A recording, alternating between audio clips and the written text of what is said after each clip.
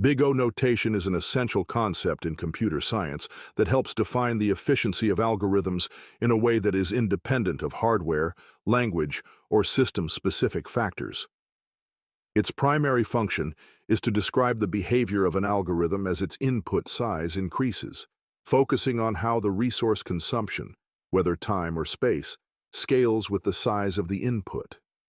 This helps developers and computer scientists predict the behavior of algorithms when dealing with large datasets or complex problems, allowing them to make more informed decisions when selecting algorithms for various applications. The real power of Big O notation lies in its ability to abstract away unnecessary details and focus solely on the growth rates of algorithms in a way that makes it easier to compare different algorithms and identify the most efficient one for a particular problem. Understanding Big O notation starts with recognizing the difference between time complexity and space complexity. Time complexity refers to the amount of time an algorithm takes to complete its execution as a function of the size of its input. In other words, it helps us understand how the runtime of an algorithm increases when the size of the input data grows. Space complexity, on the other hand, describes the amount of memory an algorithm requires in relation to the size of its input. Both time and space complexities are usually analyzed and expressed using Big O notation, providing a concise and scalable way to evaluate an algorithm's efficiency. One of the most significant aspects of Big O notation is that it describes the worst-case scenario for an algorithm, giving us an upper bound on the time or space complexity. This means that when analyzing an algorithm, we focus on the worst-case growth rate, or the maximum time or space the algorithm will take given the worst possible input. While this may not always reflect how the algorithm performs on average or with best-case scenarios, it ensures that even in the least optimal situations, the algorithm will not exceed the predicted limits of performance. For example, a sorting algorithm with a worst-case time complexity of O(n) squared guarantees that its execution time will not exceed a certain amount, even in the worst-case scenario, making it possible to assess its scalability with confidence. In practice, Big O notation is often used to describe several common types of algorithmic time complexities that represent the way execution time increases as the input size grows. Each of these growth rates can represent a different class of algorithms, ranging from those that are highly efficient to those that become impractical for larger inputs. The first, and perhaps most straightforward type of time complexity, is constant time complexity. An algorithm with constant time complexity takes the same amount of time to execute, regardless of the size of the input. This means that no matter how large or small the input data is, the algorithm performs a fixed number of operations. For example, an operation that accesses an element in an array by its index can be performed in constant time because the time required does not change based on the size of the array. Constant time complexity is often considered ideal because it does not depend on the size of the input, making it highly predictable and efficient for certain types of operations. The next type is logarithmic time complexity. Algorithms with logarithmic time complexity are particularly efficient because their running time grows slowly as the input size increases. The key feature of logarithmic time complexity is that the algorithm typically reduces the problem size by a constant factor, often halving it, with each operation. A classic example of an algorithm with logarithmic time complexity is binary search, which is used to find a specific value in a sorted array. With each comparison, binary search halves the number of elements to search through, resulting in a much faster runtime compared to other approaches like linear search. As the size of the input grows, the number of operations grows at a much slower rate than the input size itself, making logarithmic time algorithms highly efficient. Moving on to linear time complexity, we find that the running time of the algorithm increases directly in proportion to the size of the input. This means that as the input size doubles, the algorithm's runtime will also double. Linear time complexity is common in algorithms that involve iterating through an array or list once, performing a constant amount of work on each element. For example, a simple algorithm that finds the maximum element in an array by checking each element in turn has linear time complexity. While linear time algorithms are generally more efficient than those with higher complexities, their performance can still be significantly impacted by very large datasets. Next, we have linearitmic time complexity, which is typically found in algorithms that divide the problem into smaller subproblems and solve them recursively, with additional work required to combine the results. Merge sort and quicksort are two well-known algorithms with linearitmic time complexity. These algorithms perform efficient sorting by dividing the input array into smaller subarrays, sorting each subarray, and then merging them back together in a way that guarantees sorted output. Although the time complexity is slightly worse than linear, the logarithmic factor results in a more manageable increase in runtime as the input size grows. In practice, linearitmic time algorithms are often considered efficient for sorting large datasets, making them suitable for many real-world applications. On the other end of the spectrum is quadratic time complexity. Algorithms with quadratic time complexity involve nested loops, where each iteration of an outer loop results in the entire inner loop being executed. As a result, the number of operations grows exponentially as the input size increases. An example of an algorithm with quadratic time complexity is bubble sort, where the algorithm repeatedly compares and swaps adjacent elements in an array. As the input size grows, the number of operations increases significantly, making quadratic time algorithms inefficient for large datasets. Quadratic time complexity is typically seen as undesirable, especially when working with large collections of data, as the performance degradation can become substantial. Beyond quadratic time complexity, we encounter exponential time complexity. Algorithms with exponential time complexity grow at an extremely fast rate, with each additional element causing the running time to double. These algorithms quickly become impractical for even modest input sizes due to the massive increase in execution time. A classic example of exponential time complexity is the recursive solution to the Fibonacci sequence, where the algorithm solves the problem by repeatedly solving overlapping subproblems. Exponential time complexity is often encountered in brute force approaches to optimization problems, such as the traveling salesman problem, where the goal is to find the shortest possible route that visits a set of cities. While exponential time algorithms can work for small inputs, they are highly inefficient for larger datasets. Lastly, we have factorial time complexity. This represents algorithms that involve generating all possible permutations of a set of elements, where the number of permutations grows at a factorial rate. Factorial time complexity is rarely encountered in practical applications due to its extreme inefficiency. However, it can arise in problems like the traveling salesman problem when using brute force approaches to find the optimal solution. The practical application of Big O notation becomes clearer when comparing the performance of different algorithms for a given problem. While Big O notation is useful for understanding the upper bound of an algorithm's complexity, real-world performance often depends on additional factors, such as the constants hidden in Big O notation, the specific implementation, and the characteristics of the input data. For example, an algorithm with linearitmic time complexity may outperform an algorithm with linear time complexity for small datasets due to lower constant factors or better optimization in terms of memory usage. Moreover, Big O notation is not limited to time complexity alone. Space complexity, which is often analyzed alongside time complexity, describes the amount of memory an algorithm uses relative to the size of the input.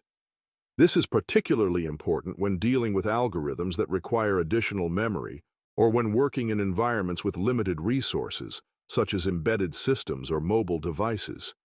Ultimately, Big O notation is a crucial tool for analyzing and understanding the efficiency of algorithms. It provides a framework for comparing algorithms based on their scalability, allowing for better decision-making when it comes to selecting the most appropriate algorithm for a specific problem. By focusing on the growth rates of algorithms and abstracting away implementation details, Big O enables developers and computer scientists to design more efficient systems and make informed choices as they scale their applications to handle increasingly large datasets. Big O notation is not just a theoretical concept, it is widely used in practical software development to assess the performance of algorithms in real-world scenarios. Whether it's designing an efficient sorting algorithm, optimizing a search function, or developing a machine learning model, understanding Big O notation is essential for creating scalable, efficient, and maintainable software solutions. As the field of computer science continues to evolve and the demand for processing large amounts of data grows, the importance of understanding and applying Big O notation will remain fundamental to building effective computational systems. Recursion is a fundamental concept in computer science and programming that allows a function to call itself in order to solve a problem. This approach is particularly useful for solving problems that can be broken down into smaller subproblems of the same type. Recursion enables the expression of solutions in a clean and elegant way by defining the problem in terms of simpler instances of itself. While recursion is a powerful tool, it requires careful design and attention to base cases to ensure that it terminates correctly and does not lead to infinite loops or excessive memory consumption. At the heart of recursion is the concept of recursive functions. A recursive function is a function that calls itself, either directly or indirectly, as part of its execution. When a recursive function is called, it typically works by solving a smaller or simpler version of the problem and then using the result of that smaller problem to build up the solution to the original problem. In most recursive functions, the key idea is to break down the problem into smaller subproblems, solving each one and combining the solutions to form the final answer. One important aspect of recursion is the base case, which is the condition that stops the recursion and prevents it from continuing indefinitely. Without a base case, recursion would continue to call itself forever, leading to a stack overflow or infinite loop. The base case serves as the simplest version of the problem that can be solved without further recursion. Once the base case is reached, the function returns a value, and the recursive calls begin to unwind, eventually leading to the final result. The base case provides the stopping condition that ensures the recursion terminates correctly. To better understand recursion, it is helpful to consider an example of a classic recursive algorithm, the factorial function. The factorial of a number, denoted as n factorial, is defined as the product of all positive integers from 1 to n. In mathematical terms, n factorial is written as n exclamation mark and is defined as follows. The factorial of 0 is 1. The factorial of any positive integer n is n times the factorial of n minus 1. This recursive definition allows us to write a simple recursive function to compute the factorial of a number. The function would first check if the number is 0, and if so, it would return 1 as the base case. Otherwise, the function would call itself with the number n minus 1, multiplying the result by n. The recursion continues until the base case is reached, at which point the values are combined to compute the final result. Recursion can also be used to solve problems that involve dividing a problem into smaller parts and solving each part independently. A common example of this is binary search, which is used to find a specific value in a sorted array. Binary search works by dividing the array in half, comparing the middle element to the target value, and then recursively searching the left or right half of the array, depending on whether the target value is smaller or larger than the middle element. This process continues until the target value is found or the subarray becomes empty. The recursion allows the search process to narrow down the possible locations of the target element efficiently. Another well-known recursive algorithm is merge sort, which is used to sort an array of elements. Merge sort follows a divide-and-conquer strategy, breaking the array into two halves, recursively sorting each half, and then merging the sorted halves together to form a sorted array. The recursion continues until the base case is reached, where each subarray contains only one element, and then the merging process begins. The recursive nature of merge sort ensures that the problem is broken down into smaller, manageable parts, allowing the algorithm to efficiently sort the entire array. While recursion is a powerful tool, it is important to be aware of some potential challenges and limitations. One of the main concerns with recursion is stack overflow, which occurs when a program uses too much memory in the function call stack due to excessive recursive calls. Each time a recursive function is called, the program must store information about the current state of the function, including local variables and the location of the function call. If the recursion is too deep, or the base case is not reached in a timely manner, the program may run out of memory and crash. To prevent stack overflow, it is important to ensure that recursion is well structured and that the base case is reached promptly. In some cases, tail recursion can be used to optimize the recursion and prevent excessive memory usage. Tail recursion occurs when the recursive call is the last operation performed in the function, meaning there is no additional work to be done after the recursive call returns. In languages that support tail recursion optimization, the compiler can reuse the current function's stack frame for the next call, reducing the memory overhead and preventing stack overflow. Another potential issue with recursion is inefficiency. While recursion can provide elegant solutions to problems, it is not always the most efficient approach. For example, a recursive function that computes the Fibonacci sequence by calling itself for each sub-problem can result in repeated calculations and a significant amount of redundant work. This inefficiency can be mitigated by using techniques like memoization, which involves storing the results of previous recursive calls and reusing them when the same sub-problem arises. By caching the results of sub-problems, memoization can dramatically improve the efficiency of recursive algorithms and prevent unnecessary recomputation. Despite these challenges, recursion remains a powerful and widely used technique in computer science. It is particularly useful for problems that involve hierarchical or nested structures, such as trees and graphs.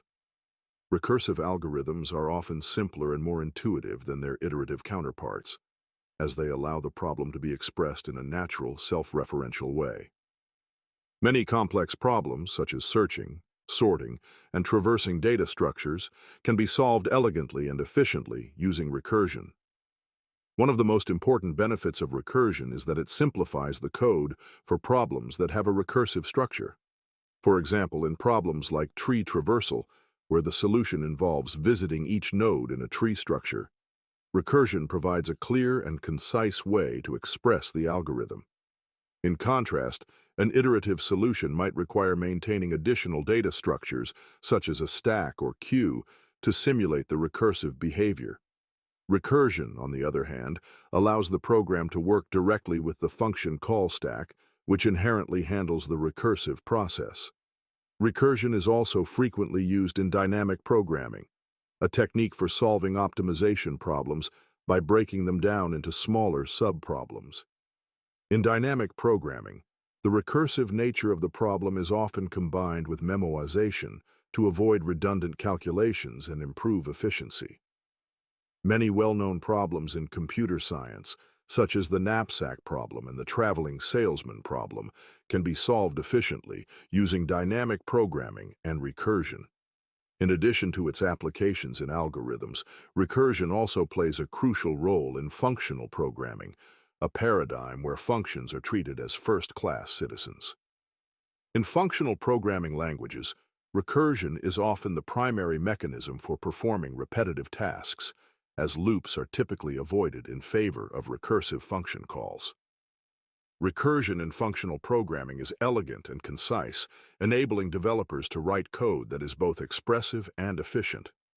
Overall, recursion is an invaluable tool in the programmer's toolkit, allowing for elegant and efficient solutions to a wide range of problems.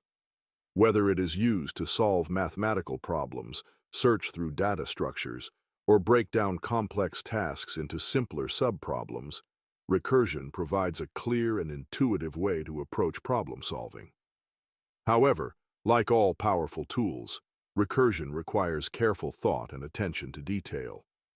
By understanding the principles of recursion, recognizing the potential challenges, and applying best practices such as tail recursion and memoization, developers can harness the full power of recursion to solve problems effectively and efficiently. Sorting is one of the most fundamental operations in computer science and plays a crucial role in many algorithms and applications. The process of sorting involves arranging a collection of items, typically an array or list, in a specific order, such as ascending or descending. Sorting algorithms are used to perform this operation, and different sorting algorithms have different performance characteristics in terms of efficiency, complexity, and suitability for various types of data. Understanding how sorting algorithms work and their respective time and space complexities is key to selecting the right algorithm for a given problem. One of the simplest and most well-known sorting algorithms is bubble sort. Bubble sort works by repeatedly stepping through the list, comparing adjacent elements and swapping them if they are in the wrong order. This process is repeated until no more swaps are needed, which means the list is sorted. The algorithm gets its name because smaller elements bubble to the top of the list with each iteration, while larger elements sink to the bottom.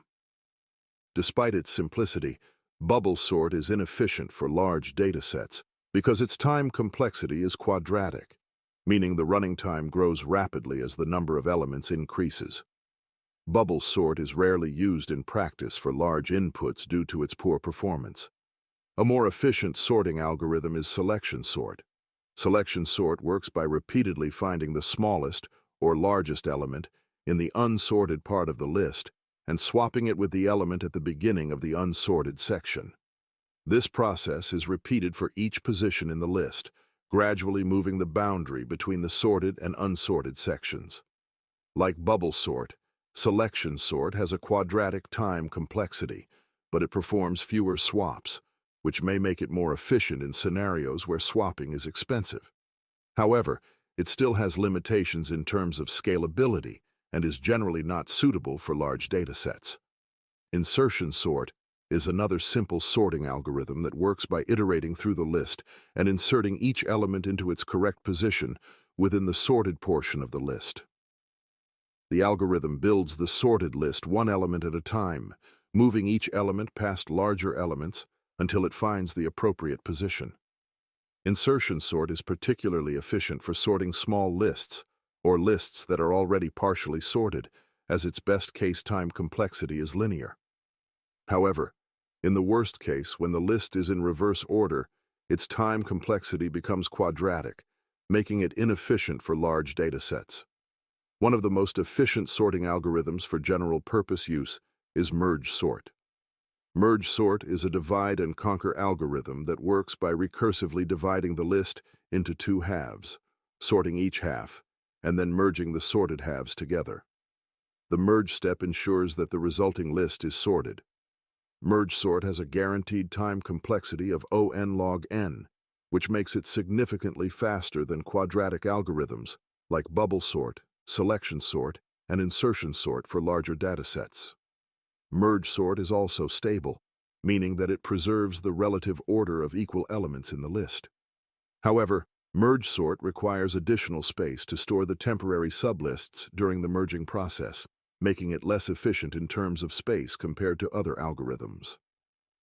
Quicksort is another divide-and-conquer sorting algorithm that is often preferred in practice due to its average case time complexity of O(n) log n. Quicksort works by selecting a pivot element from the list and partitioning the remaining elements into two groups, those smaller than the pivot and those larger than the pivot. The algorithm then recursively sorts each group. Quicksort is usually faster than merge sort because it performs fewer comparisons and requires less additional space. However, in the worst case, when the pivot selection is poor, Quicksort's time complexity can degrade to O(n)², making it inefficient for certain types of data. Despite this, with good pivot selection strategies, such as using the median of 3 or randomized pivots, quicksort can perform very well in practice. Another important sorting algorithm is heap sort, which is based on the data structure called a heap. A heap is a binary tree where each parent node is greater than or equal to its children, which is known as a max heap. Heap sort works by first building a heap from the input data and then repeatedly removing the largest element from the heap and placing it at the end of the sorted portion of the list. Heap sort has a time complexity of O(n) log n, making it comparable to merge sort and quicksort in terms of efficiency. However, heap sort is not a stable sorting algorithm, meaning that it may change the relative order of equal elements in the list. It also requires additional space for the heap data structure, making it less space efficient than some other algorithms. Radix sort is a non-comparative sorting algorithm that works by sorting the elements based on individual digits or bits, starting from the least significant digit and moving towards the most significant. Radix sort uses a stable auxiliary sorting algorithm, such as counting sort or bucket sort, to sort the elements at each digit level.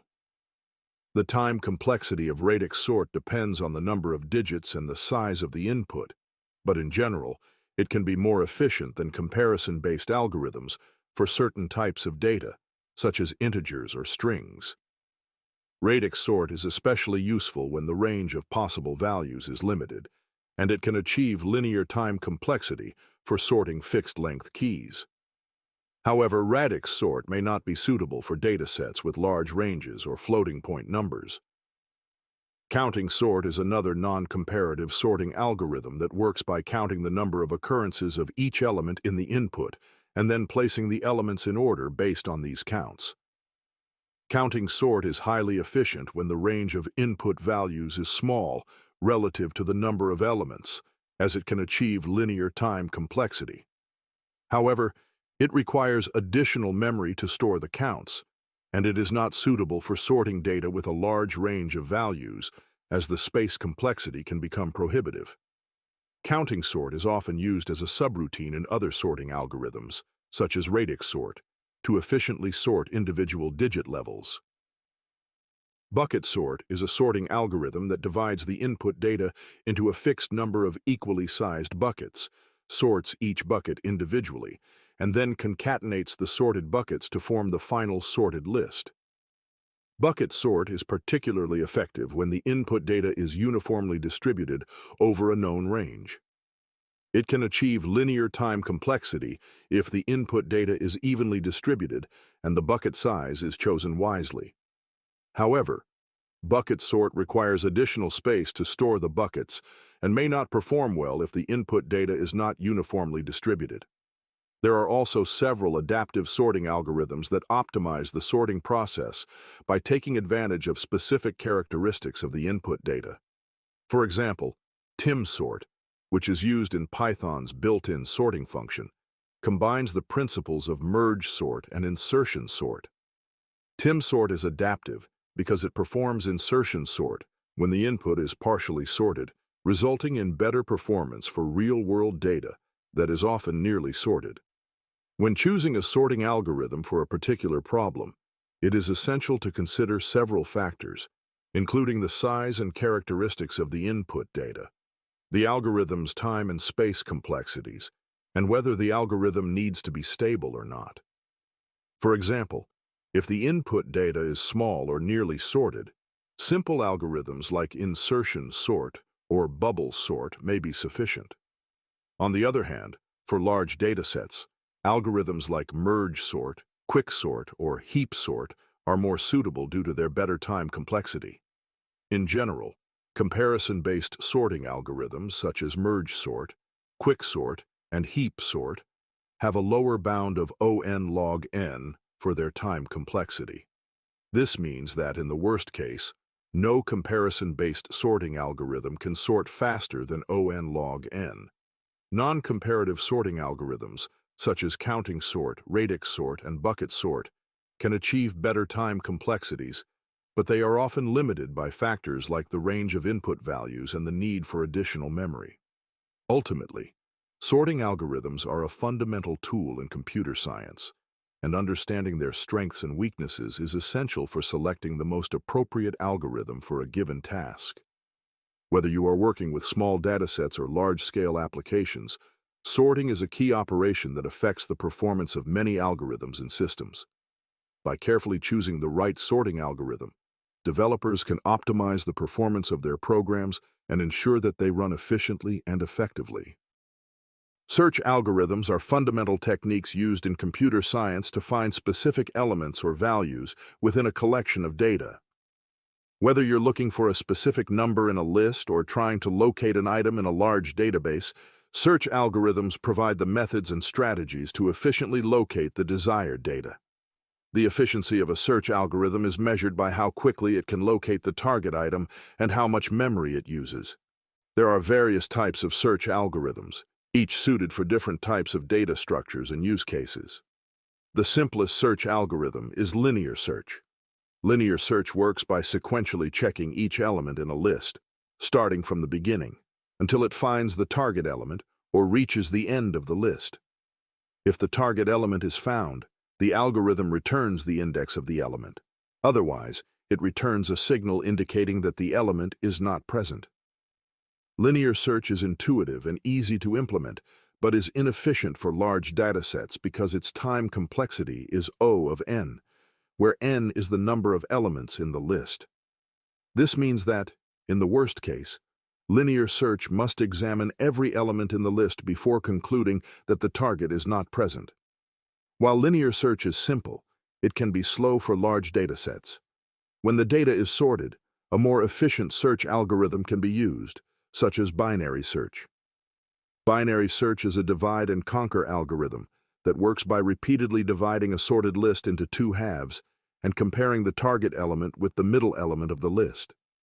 If the target element is smaller than the middle element, the algorithm continues the search in the left half of the list. If the target is larger, the algorithm continues the search in the right half. This process continues until the target is found, or the sublist becomes empty.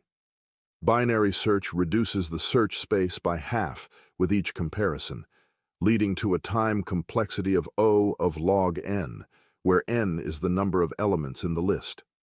Binary search is much more efficient than linear search for large sorted datasets because it significantly reduces the number of comparisons needed.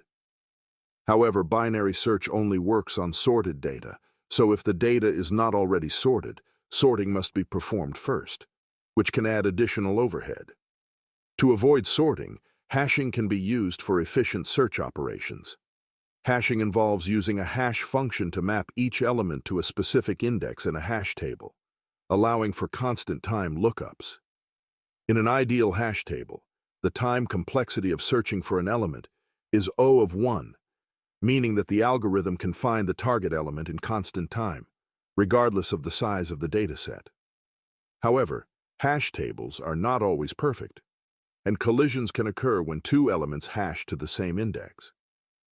When this happens, the hash table must use a method to resolve the collision, such as chaining or open addressing. Despite these challenges, hashing is a highly efficient technique for searching, especially when you need fast lookups in large datasets. In addition to these basic search algorithms, there are many other specialized search algorithms that are used for more complex data structures. For example, when working with trees, the binary search tree, BST, is a commonly used data structure. In a binary search tree, each node has at most two children, and the left child is smaller than the parent node, while the right child is larger. This property allows for efficient searching, as the algorithm can traverse the tree from the root to the leaf nodes, following the left or right branches based on comparisons. The search operation in a binary search tree has a time complexity of O of log n in the best case, but it can degrade to O of n if the tree becomes unbalanced, as it could become essentially a linked list in the worst case. To avoid the potential problem of an unbalanced binary search tree, self-balancing binary search trees have been developed.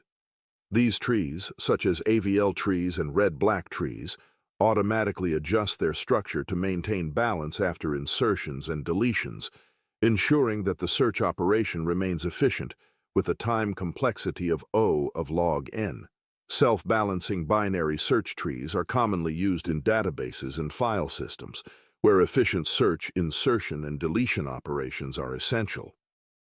Another type of search algorithm is the depth-first search, DFS, which is commonly used for traversing graphs and trees. DFS explores as far as possible along each branch before backtracking. Starting at the root node, DFS visits a node, then recursively visits each unvisited child node, moving deeper into the tree or graph. If the algorithm encounters a dead end or reaches a node with no unvisited children, it backtracks to the previous node and continues the search.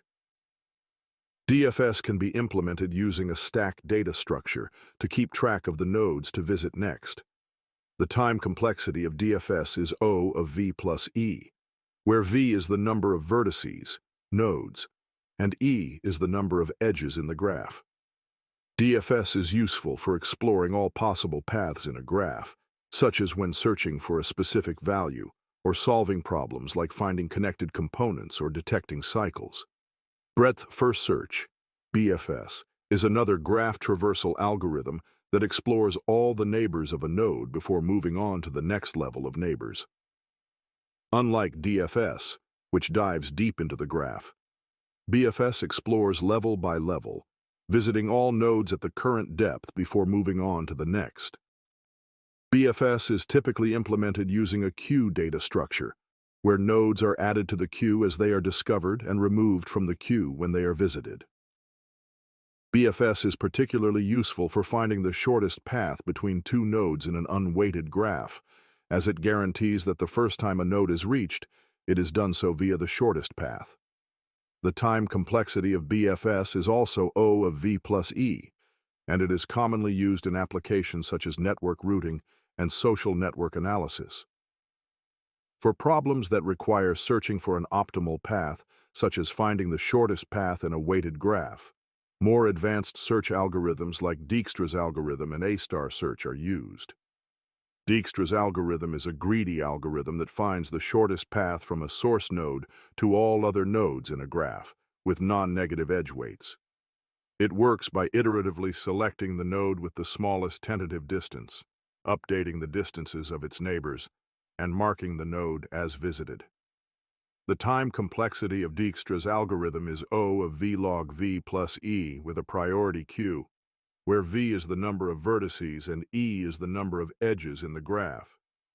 Dijkstra's algorithm is widely used in applications like GPS navigation and network routing. The A-star search algorithm is an extension of Dijkstra's algorithm that uses a heuristic function to estimate the cost from the current node to the goal node. A-star search combines the advantages of both uniform cost search, like Dijkstra's, and greedy best-first search, by considering both the actual cost to reach a node and an estimate of the remaining cost to reach the goal.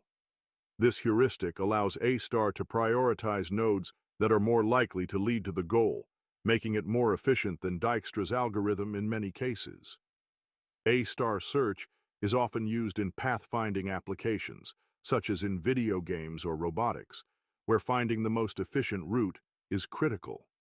In addition to these graph-based search algorithms, there are also algorithms that focus on searching in specific types of data, such as strings. One well-known algorithm for searching within a string is the Knuth-Morris-Pratt KMP algorithm. The KMP algorithm efficiently finds all occurrences of a pattern in a text by pre-processing the pattern to create a partial match table. This table allows the algorithm to skip over parts of the text that have already been matched, reducing the number of comparisons needed. The KMP algorithm has a time complexity of O of n plus m, where n is the length of the text and m is the length of the pattern, making it much faster than naive string matching algorithms in many cases. Similarly, the Boyer-Moore algorithm is another efficient string searching algorithm that works by scanning the pattern from right to left and skipping sections of the text that do not match the pattern. The Boyer-Moore algorithm is particularly efficient for searching large texts because it uses a pre-processed table of character shifts to skip over sections of the text that cannot possibly match the pattern. The time complexity of Boyer-Moore can be O of n divided by m in the best case, making it one of the fastest string searching algorithms in practice. Search algorithms are a fundamental component of computer science and are used in a wide variety of applications, from finding specific items in a list to navigating complex graphs and databases. The choice of search algorithm depends on the nature of the data, the structure of the data set, and the specific problem being solved. By understanding the strengths and limitations of different search algorithms, developers can choose the most efficient method for their specific use case, ensuring that their applications perform optimally. Graph theory is a fundamental area of mathematics and computer science that studies graphs, which are structures used to model pairwise relationships between objects. A graph is composed of two main elements: vertices, also called nodes, and edges, which are connections between the vertices. Graphs can be used to represent various real-world problems, such as social networks, transportation systems, and computer networks, where the vertices represent entities and the edges represent relationships or paths between them. Graphs can be classified in several ways based on their properties. One of the most common classifications is whether a graph is directed or undirected. In a directed graph, each edge has a direction, meaning that it points from one vertex to another. In contrast, an undirected graph has edges that do not have a specific direction. The connection between two vertices is mutual. Directed graphs are often used to model one-way relationships, such as web links or the flow of data, while undirected graphs are used to model mutual relationships, like friendships or connections in a network.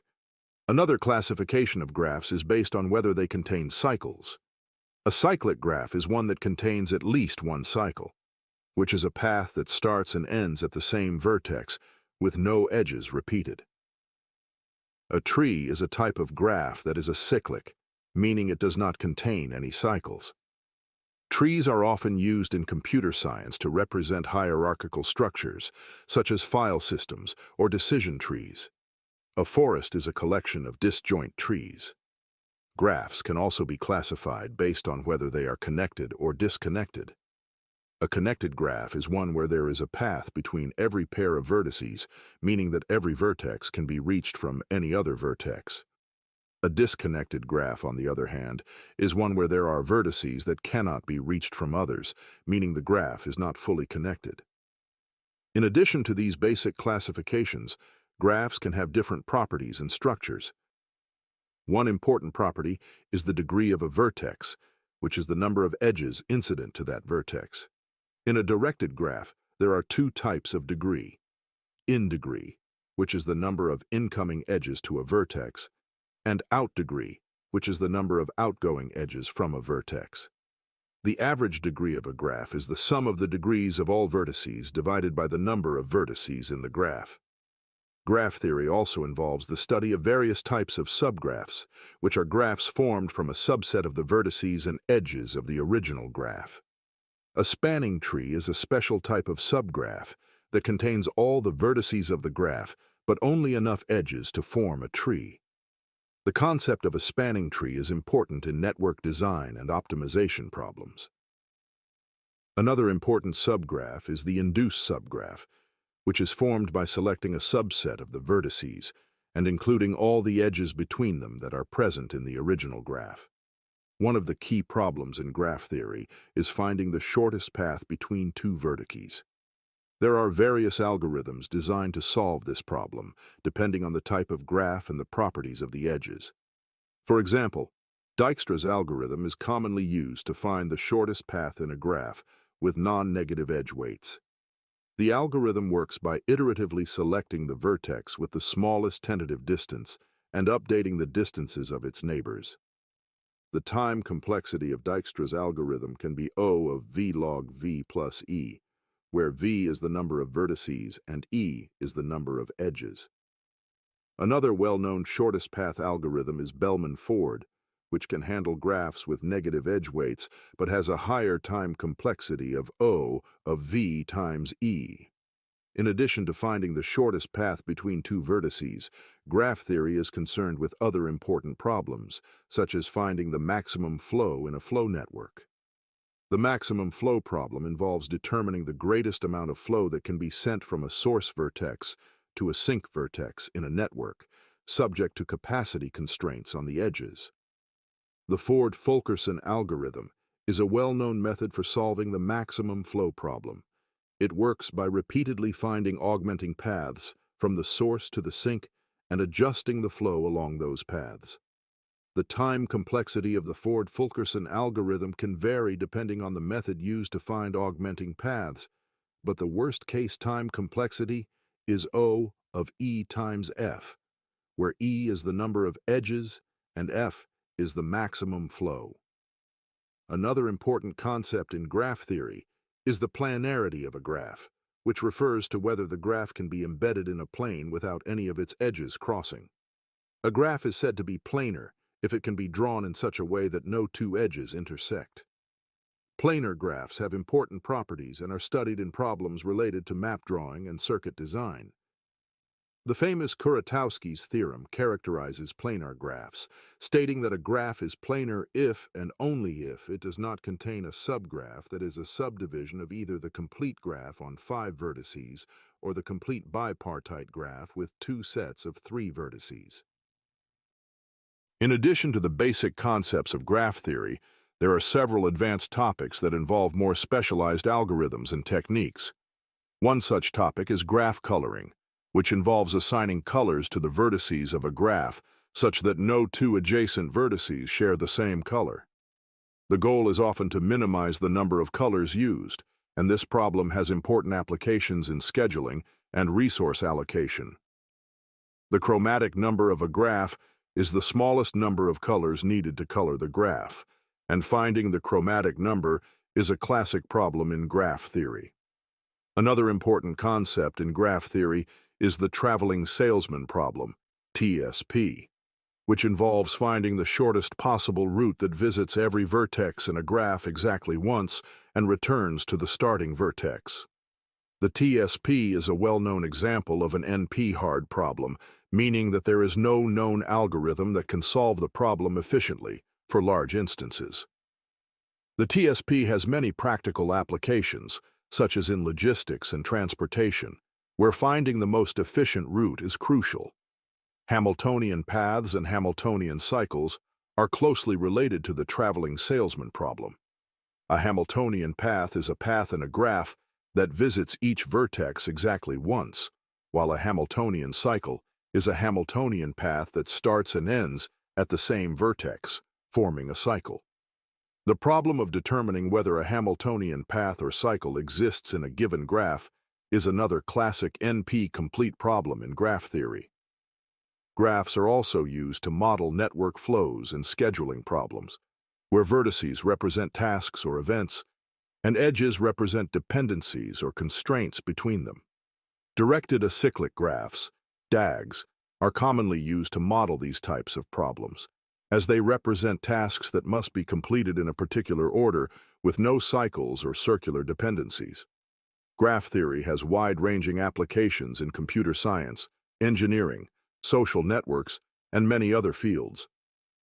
The study of graph properties and algorithms is essential for solving complex problems related to connectivity, optimization, and efficient resource allocation. Whether you're working with large-scale networks, analyzing social relationships, or solving optimization problems, graph theory provides the tools and techniques to understand and navigate complex systems. Graph theory is a fundamental area of mathematics and computer science that studies graphs, which are structures used to model pairwise relationships between objects. A graph is composed of 2 main elements, vertices, also called nodes, and edges, which are connections between the vertices. Graphs can be used to represent various real-world problems, such as social networks, transportation systems, and computer networks, where the vertices represent entities and the edges represent relationships or paths between them. Graphs can be classified in several ways based on their properties. One of the most common classifications is whether a graph is directed or undirected. In a directed graph, each edge has a direction, meaning that it points from one vertex to another. In contrast, an undirected graph has edges that do not have a specific direction. The connection between two vertices is mutual. Directed graphs are often used to model one-way relationships, such as web links or the flow of data, while undirected graphs are used to model mutual relationships, like friendships or connections in a network. Another classification of graphs is based on whether they contain cycles. A cyclic graph is one that contains at least one cycle, which is a path that starts and ends at the same vertex, with no edges repeated. A tree is a type of graph that is acyclic, meaning it does not contain any cycles. Trees are often used in computer science to represent hierarchical structures, such as file systems or decision trees. A forest is a collection of disjoint trees. Graphs can also be classified based on whether they are connected or disconnected. A connected graph is one where there is a path between every pair of vertices, meaning that every vertex can be reached from any other vertex. A disconnected graph, on the other hand, is one where there are vertices that cannot be reached from others, meaning the graph is not fully connected. In addition to these basic classifications, graphs can have different properties and structures. One important property is the degree of a vertex, which is the number of edges incident to that vertex. In a directed graph, there are two types of degree: in degree, which is the number of incoming edges to a vertex, and out degree, which is the number of outgoing edges from a vertex. The average degree of a graph is the sum of the degrees of all vertices divided by the number of vertices in the graph. Graph theory also involves the study of various types of subgraphs, which are graphs formed from a subset of the vertices and edges of the original graph. A spanning tree is a special type of subgraph that contains all the vertices of the graph, but only enough edges to form a tree. The concept of a spanning tree is important in network design and optimization problems. Another important subgraph is the induced subgraph, which is formed by selecting a subset of the vertices and including all the edges between them that are present in the original graph. One of the key problems in graph theory is finding the shortest path between two vertices. There are various algorithms designed to solve this problem, depending on the type of graph and the properties of the edges. For example, Dijkstra's algorithm is commonly used to find the shortest path in a graph with non-negative edge weights. The algorithm works by iteratively selecting the vertex with the smallest tentative distance and updating the distances of its neighbors.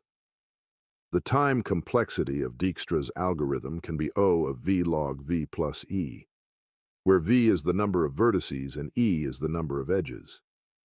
Another well-known shortest path algorithm is Bellman-Ford, which can handle graphs with negative edge weights, but has a higher time complexity of O of v times e. In addition to finding the shortest path between two vertices, graph theory is concerned with other important problems, such as finding the maximum flow in a flow network.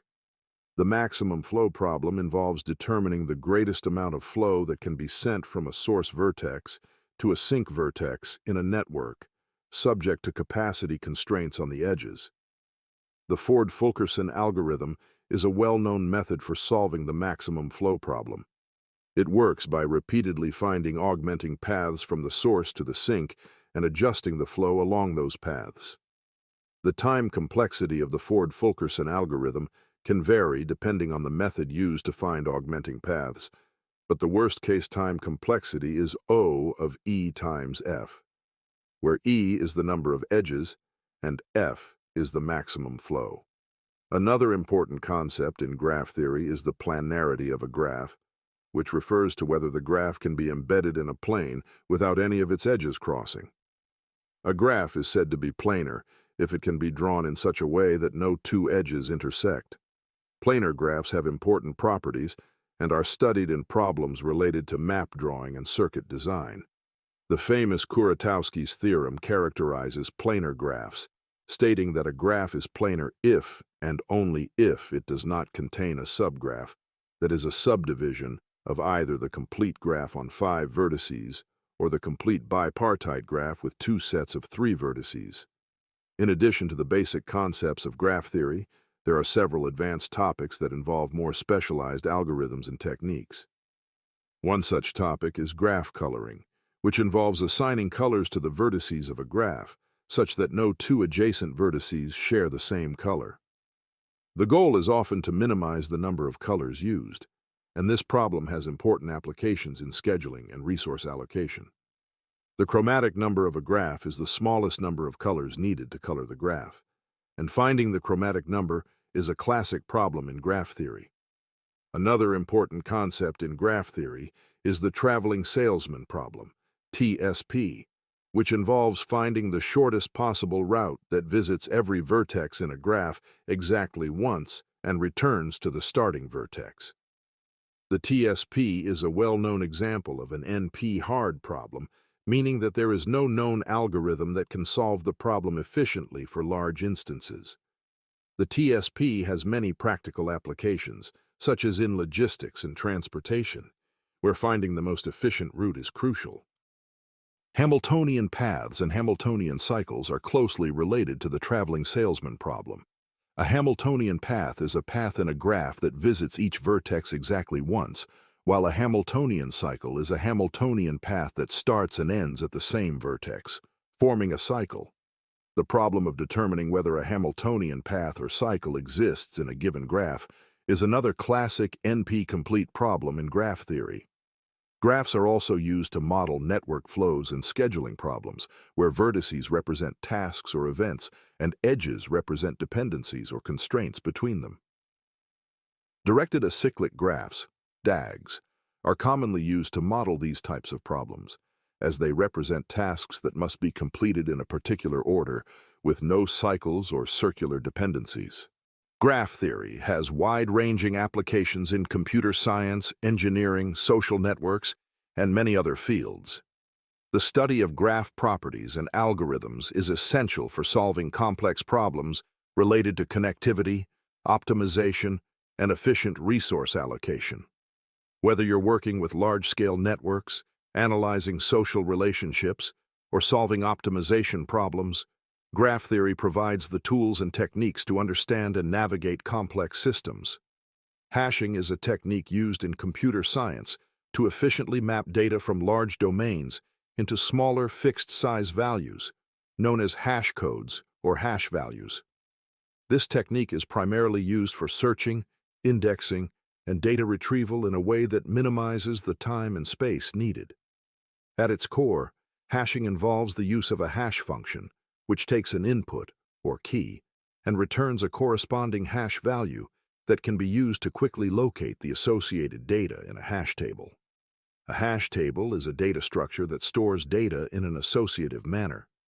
It uses a hash function to compute an index into an array of buckets or slots, from which the desired value can be found. The goal of hashing is to enable constant time complexity for operations such as insertion, deletion, and searching, which would otherwise require linear time in more traditional data structures like arrays or linked lists. The hash function is a mathematical function that converts an input, or key, into an integer, which serves as an index for storing the data in the hash table. A good hash function should distribute the keys uniformly across the table to avoid collisions, which occur when 2 keys hash to the same index. The hash function should also be deterministic, meaning that it always produces the same output for the same input. One of the simplest hash functions is the modulo operation. In this case, the key is divided by the size of the hash table, and the remainder is used as the index. For example, if we have a hash table of size n and a key k, the hash function could be defined as k mod n. This means that the key k is divided by n, and the remainder of this division is used as the index to store the data. While the modulo operation is simple, it is not always effective at distributing keys evenly, especially when the data has patterns or clustering. The performance of a hash table depends heavily on how well the hash function distributes the keys across the table. When two keys hash to the same index, a collision occurs, and a collision resolution technique must be used to handle the situation. There are two primary approaches to collision resolution: chaining and open addressing. In chaining, each slot in the hash table is associated with a linked list, or another dynamic data structure, that stores all the elements that hash to the same index. When a collision occurs, the new key-value pair is simply added to the linked list at that index. Chaining allows the hash table to grow in size dynamically without needing to resize the entire table, but it can result in slower search times when many keys hash to the same index, as the search will have to traverse the linked list. In open addressing, instead of storing multiple elements in a linked list, the hash table itself is modified to find another open slot when a collision occurs. There are several strategies for open addressing, including linear probing, quadratic probing, and double hashing. In linear probing, if a collision occurs at index I, the algorithm checks the next index, I plus 1, and continues checking subsequent indices until an empty slot is found. Quadratic probing uses a similar approach, but the step size increases quadratically, checking indices I plus 1 squared, I plus 2 squared, and so on. Double hashing involves applying a second hash function to the key to determine the step size for resolving collisions. While open addressing can be more space efficient than chaining, it can also result in clustering, where groups of consecutive slots become filled, making it harder to find an empty slot. This clustering can degrade the performance of the hash table, especially when the table is close to full. To avoid collisions and maintain efficient lookups, it is important to resize the hash table as it becomes filled. Typically, when the load factor, which is the ratio of the number of elements to the size of the table, exceeds a certain threshold, the hash table is resized. This involves creating a new, larger hash table and rehashing all the existing keys into the new table. Rehashing ensures that the keys are distributed more evenly and that the performance of the hash table remains optimal. The load factor is an important metric in hashing, and it is used to determine when to resize the hash table. The load factor is typically calculated as the number of elements divided by the size of the table. For example, if a hash table contains 50 elements and has a size of 100, the load factor is 0.5. A common threshold for resizing is when the load factor exceeds 0.7 or 0.8, at which point the hash table is resized to double its size. This resizing operation helps maintain constant time performance for the operations. In addition to these basic techniques, there are various types of hash functions used to improve the efficiency and effectiveness of hashing. Some of the most commonly used hash functions include division remainder, multiplicative hashing, and universal hashing. Multiplicative hashing involves multiplying the key by a constant and then taking the fractional part of the result to determine the hash value. Universal hashing is a class of hash functions designed to minimize the chances of collisions by choosing a random hash function from a set of functions. This technique helps ensure that the performance of the hash table remains consistent, even in the presence of adversarial inputs that could cause collisions in less robust hash functions. Another important concept related to hashing is the hashing of strings, which involves mapping strings of characters to integers. One common technique is polynomial rolling hash, where the hash value of a string is computed by treating the string as a polynomial in a base number. This allows for efficient string comparisons and searching, which is useful in applications like substring search or pattern matching. In certain applications, cryptographic hashing is used, where the hash function is designed to be one-way, meaning that it is computationally infeasible to reverse the process and retrieve the original input from the hash value. Cryptographic hash functions, such as MD5, SHA1, and SHA256, are used for data integrity checks, digital signatures, and password hashing. These functions are designed to produce unique hash values for different inputs, ensuring that even small changes in the input data result in large changes in the hash value. Hashing has many applications beyond just hash tables. It is widely used in databases to speed up query processing and indexing. For example, hash indexes are used in databases to map search keys to data entries, enabling faster retrieval of records. Hashing is also used in caching systems, where the data to be stored is hashed and placed in a cache, allowing for fast access to frequently used data.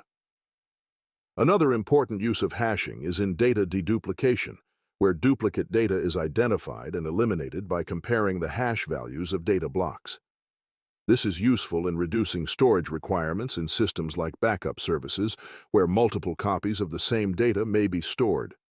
In load balancing, hashing is often used to distribute traffic or requests evenly across multiple servers.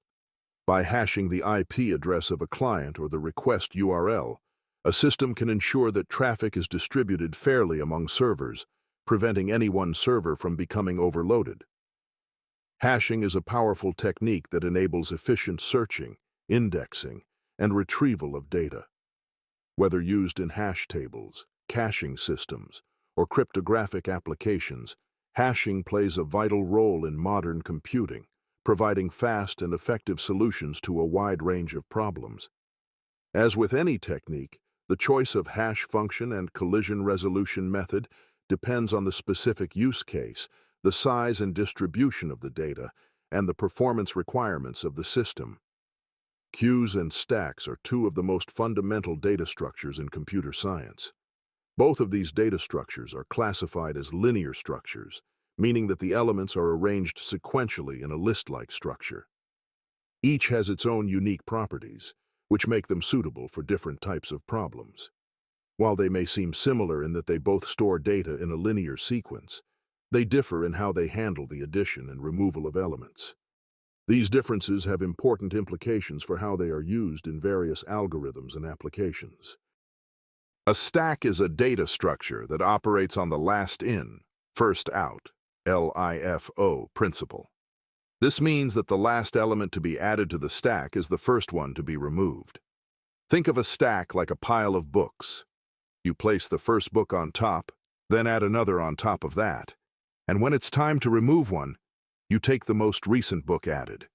In other words, elements are added to and removed from the top of the stack.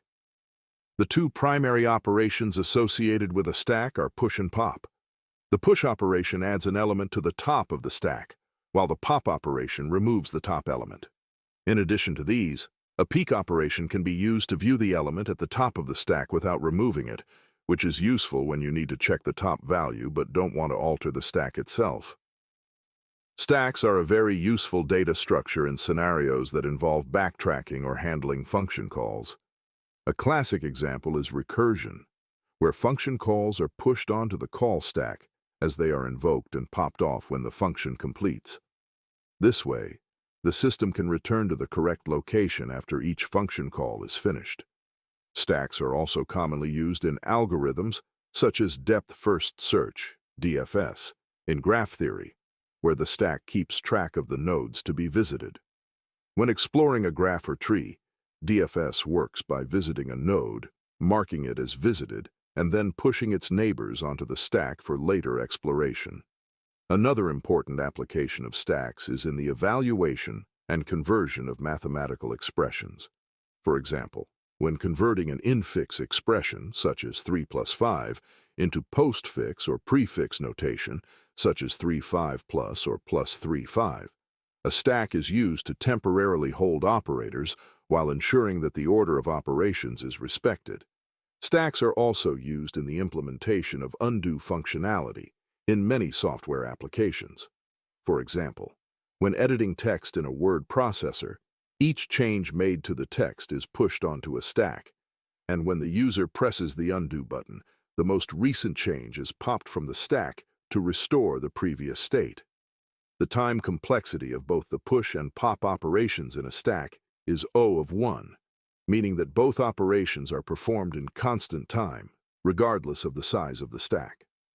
This makes stacks efficient for managing a sequence of elements when only the most recent elements need to be accessed. However, the stack has the limitation of only allowing access to the top element. This can be restrictive when you need to access elements that are not at the top. A queue, on the other hand, is a data structure that follows the first in, first out, FIFO principle.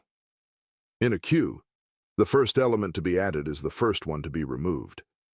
This principle is similar to how people stand in line at a checkout counter or wait for a bus. The first person in line is the first to be served. The two primary operations associated with a queue are onQ and DQ. The onQ operation adds an element to the rear, or tail, of the queue, while the DQ operation removes an element from the front, or head, of the queue. Similar to stacks, queues also support a peek operation, which allows you to view the front element without removing it. Queues are commonly used in scenarios that require processing elements in the order they were added. For instance, in a printer queue, print jobs are processed in the order they arrive. The first print job to be added is the first one to be printed. Queues are also used in task scheduling, where tasks are executed in the order they are received, ensuring that each task gets a fair share of processing time. A classic example is the round-robin scheduling algorithm used in operating systems, where each process is given a fixed time slice to execute, and then it moves to the back of the queue to wait for its next turn. In addition to regular queues, there is a special type called a circular queue.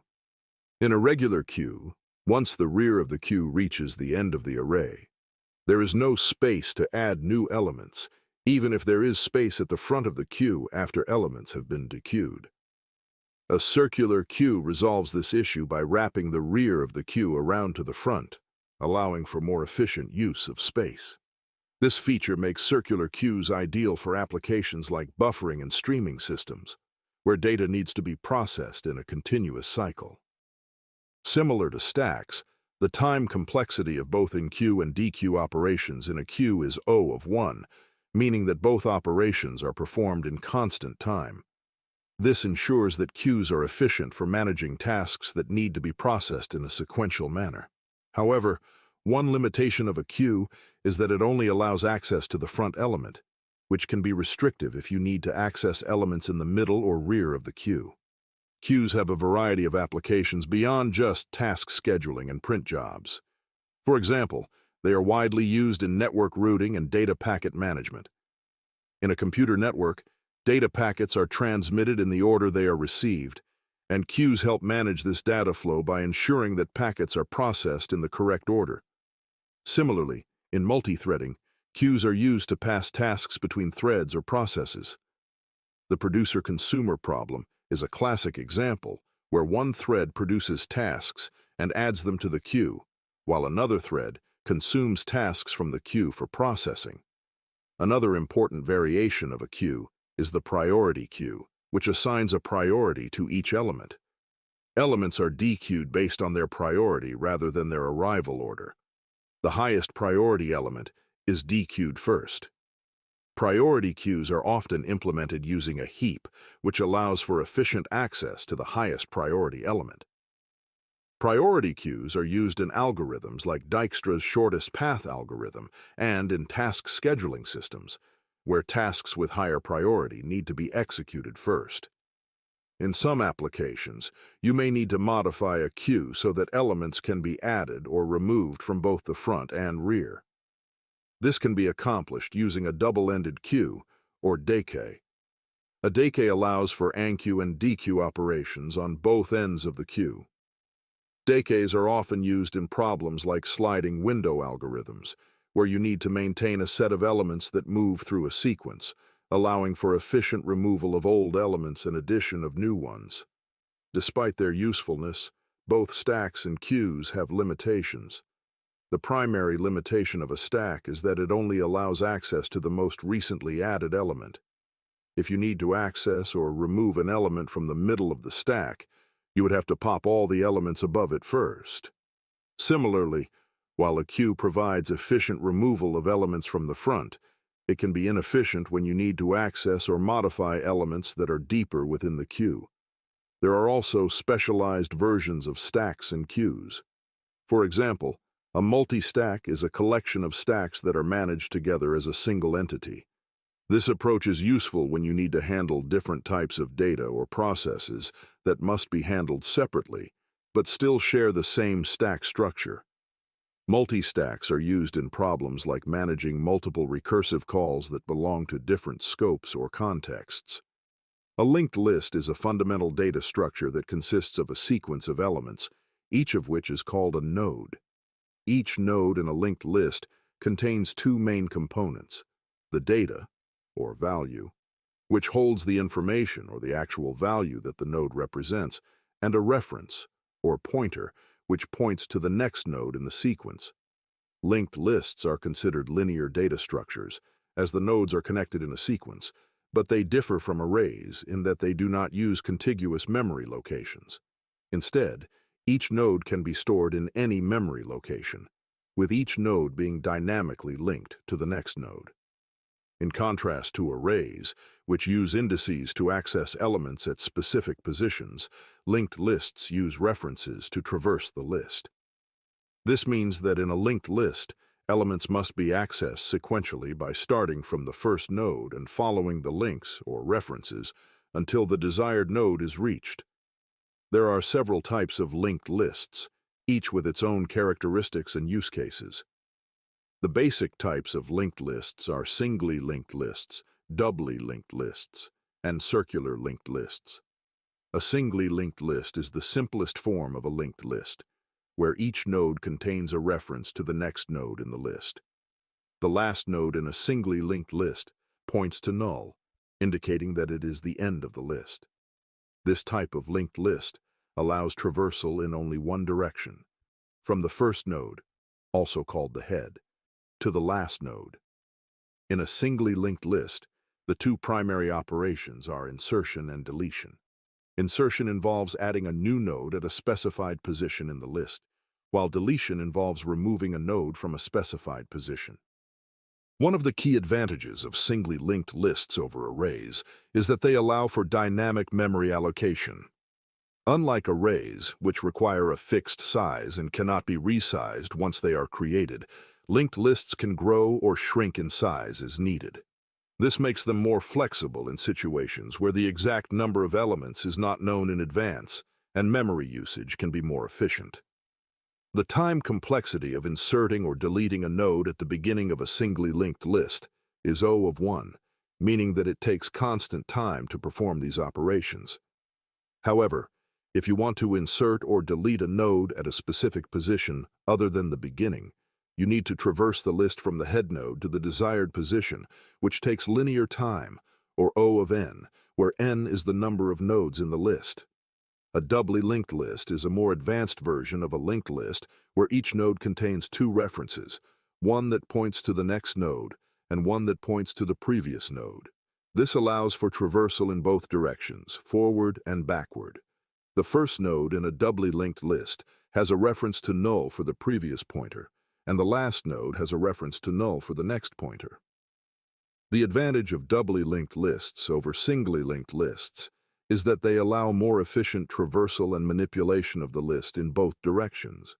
For example, when deleting a node from a doubly linked list, you do not need to traverse the list to find the previous node, as each node contains a reference to its predecessor.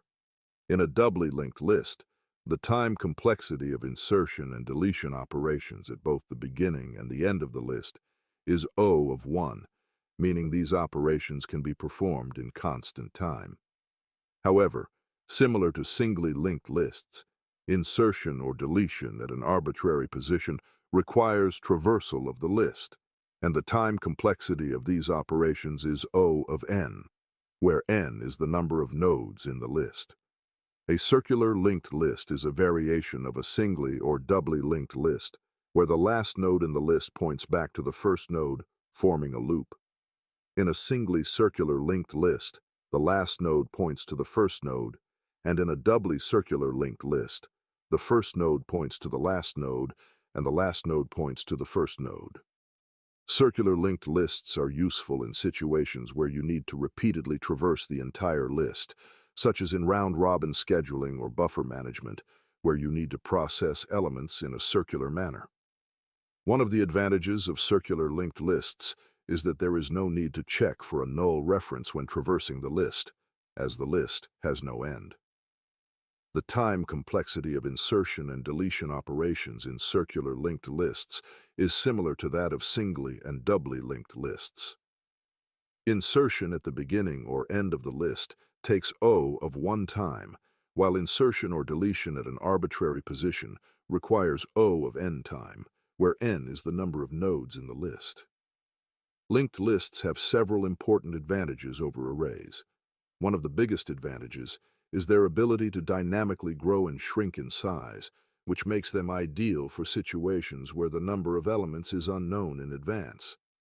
Since linked lists do not require contiguous memory space, they can easily be resized without the need to allocate a large block of memory up front. This makes them more flexible than arrays, especially when dealing with large or unpredictable amounts of data.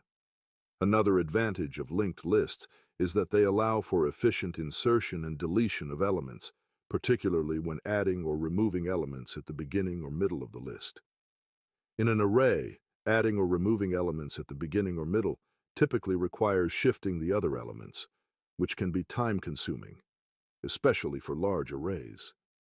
In contrast, inserting or deleting elements in a linked list can be done more efficiently by simply adjusting the references, or pointers, of the adjacent nodes. Despite their advantages, linked lists also have some drawbacks. One of the main disadvantages is that accessing elements in a linked list takes longer than in an array. Since linked lists do not have indices, you must traverse the list from the head node to find a specific element, which takes O of n time, where n is the number of nodes in the list. In contrast, arrays allow for constant time access to any element, as elements are stored in contiguous memory locations and can be accessed directly by their index. This makes arrays much more efficient for random access to elements. Another drawback of linked lists is that they require extra memory to store the references, or pointers, to the next and possibly previous nodes. In a singly linked list, each node requires one pointer in addition to the data, and in a doubly linked list, each node requires two pointers. This overhead can be significant when dealing with large amounts of data, especially when compared to arrays, which do not require extra memory for pointers. Linked lists are widely used in a variety of applications. One common use of linked lists is in implementing queues and stacks, where the dynamic nature of the linked list allows for efficient insertion and removal of elements. Linked lists are also used in hash tables to handle collisions, where multiple keys that hash to the same index are stored in a linked list at that index. In addition, linked lists are often used in graph representations, where adjacency lists can be implemented using linked lists to store the neighbors of each vertex in the graph. A tree is a fundamental data structure that consists of a collection of nodes connected by edges. It is one of the most important structures used in computer science, as it allows for efficient data organization, searching, and retrieval. A tree is a hierarchical structure, meaning that it organizes data in levels, with a single root node at the top, and branches that extend down to various subnodes. Trees are widely used in a variety of applications, including database indexing, file systems, network routing, and much more. At the core of a tree is the root node, which is the starting point of the tree. Every other node in the tree is connected to the root, either directly or indirectly by edges. Each node in the tree contains two main components: data, which holds the information for that particular node, and references, or pointers, which connect it to other nodes in the tree. The nodes that are directly connected to a given node are called its children, and a node's parent is the node that is directly connected to it from above. The leaf nodes are the nodes at the bottom of the tree which do not have any children.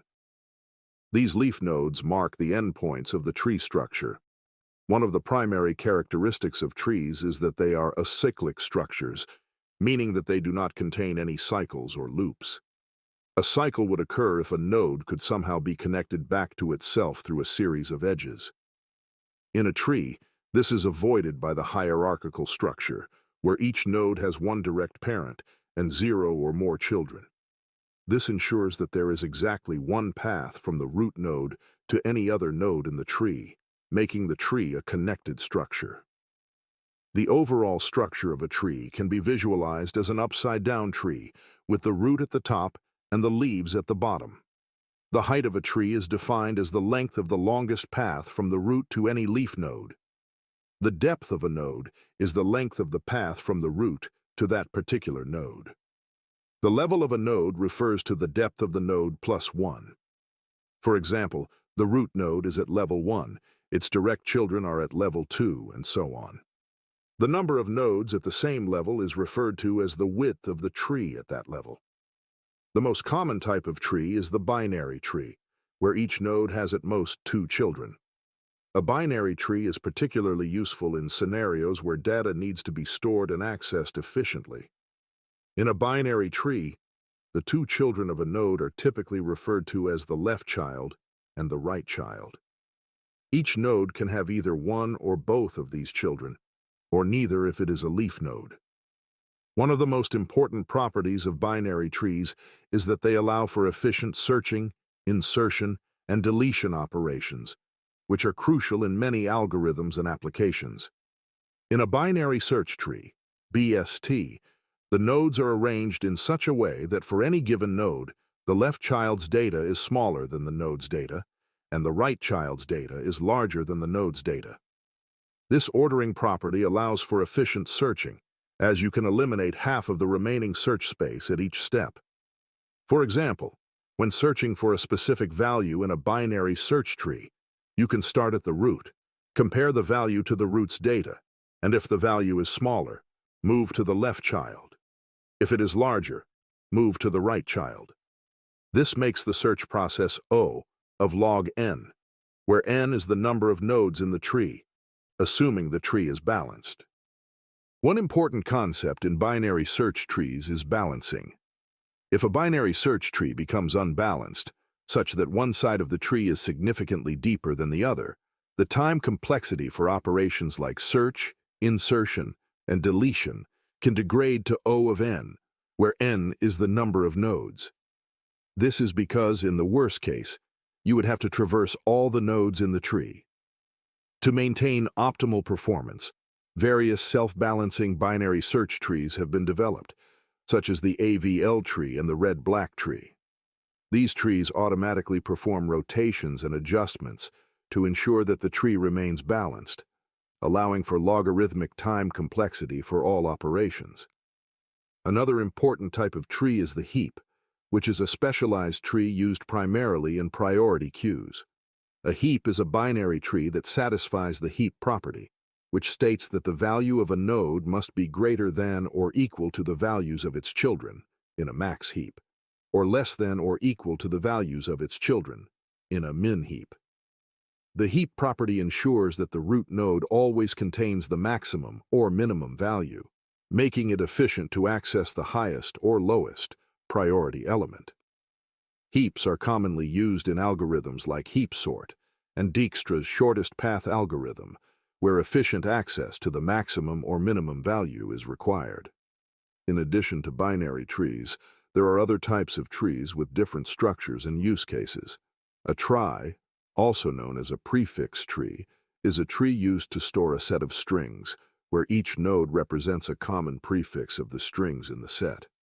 Tries are particularly useful for tasks like autocomplete, spell checking, and IP routing, as they allow for fast retrieval of data based on prefix matching.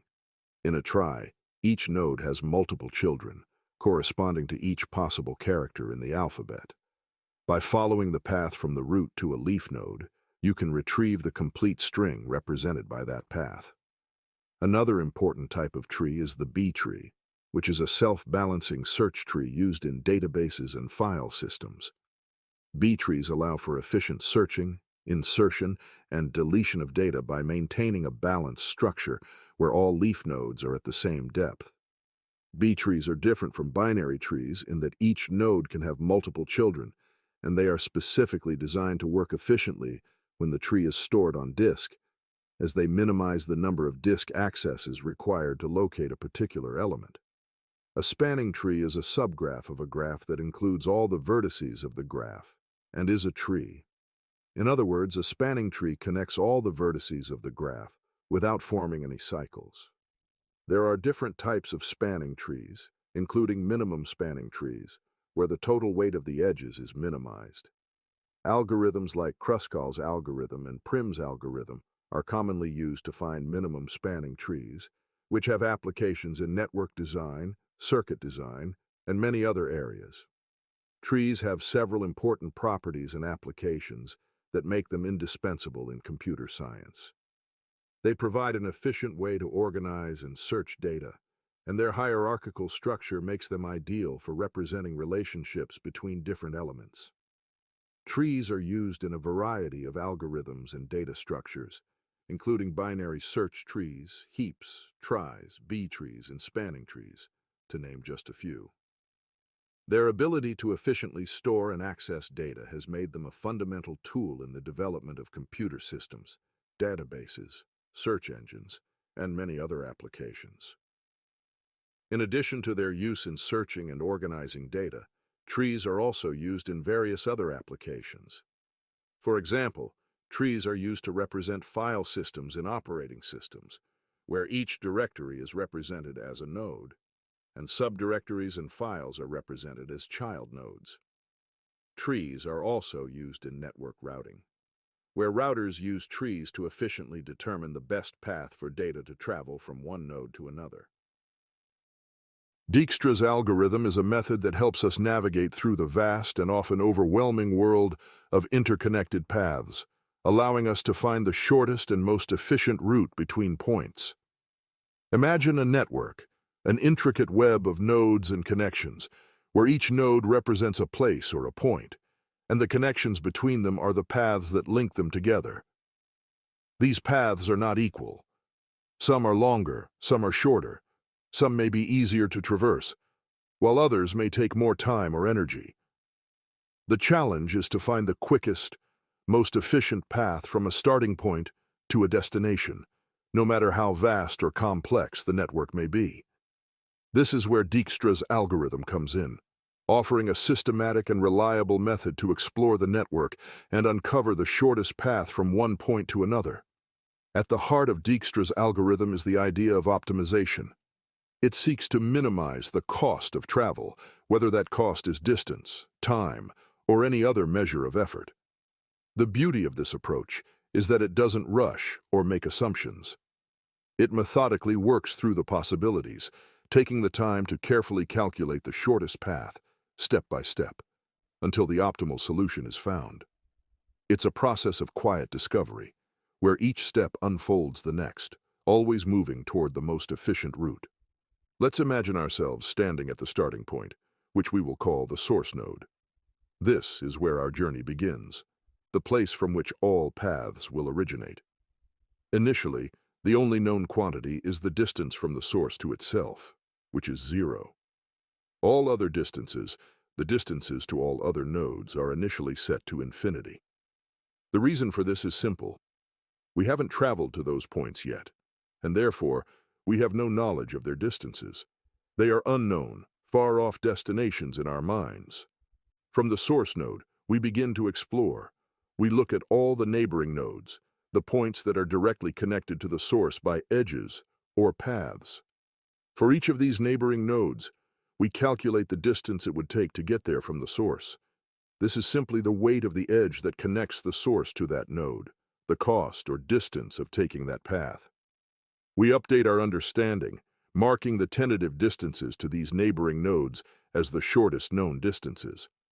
At this stage, these distances are just tentative because we don't yet know if a shorter path exists. But for now, this is the best we know. The next step is to select the next node to visit, the node that has the smallest tentative distance, the closest destination. This decision is made carefully, based on the available information at the time. We might think of this as a series of choices. At each point, the algorithm makes the best choice it can, choosing the nearest node to visit. Once this node is selected, it is considered visited, and the process moves forward. For the selected node, we now look at all of its neighbors, those nodes directly connected to it by edges, and calculate the distances from the source node to each of them. This is where the magic of the algorithm happens. If we discover that traveling from the source node to one of these neighboring nodes through the current node offers a shorter path than we previously knew, we update the tentative distance for that node. It's as if the algorithm is quietly reevaluating its understanding of the network, improving its map, becoming ever more accurate with each calculation. Once the algorithm has visited all of a node's neighbors and updated the distances, it selects the next node with the smallest tentative distance and repeats the process.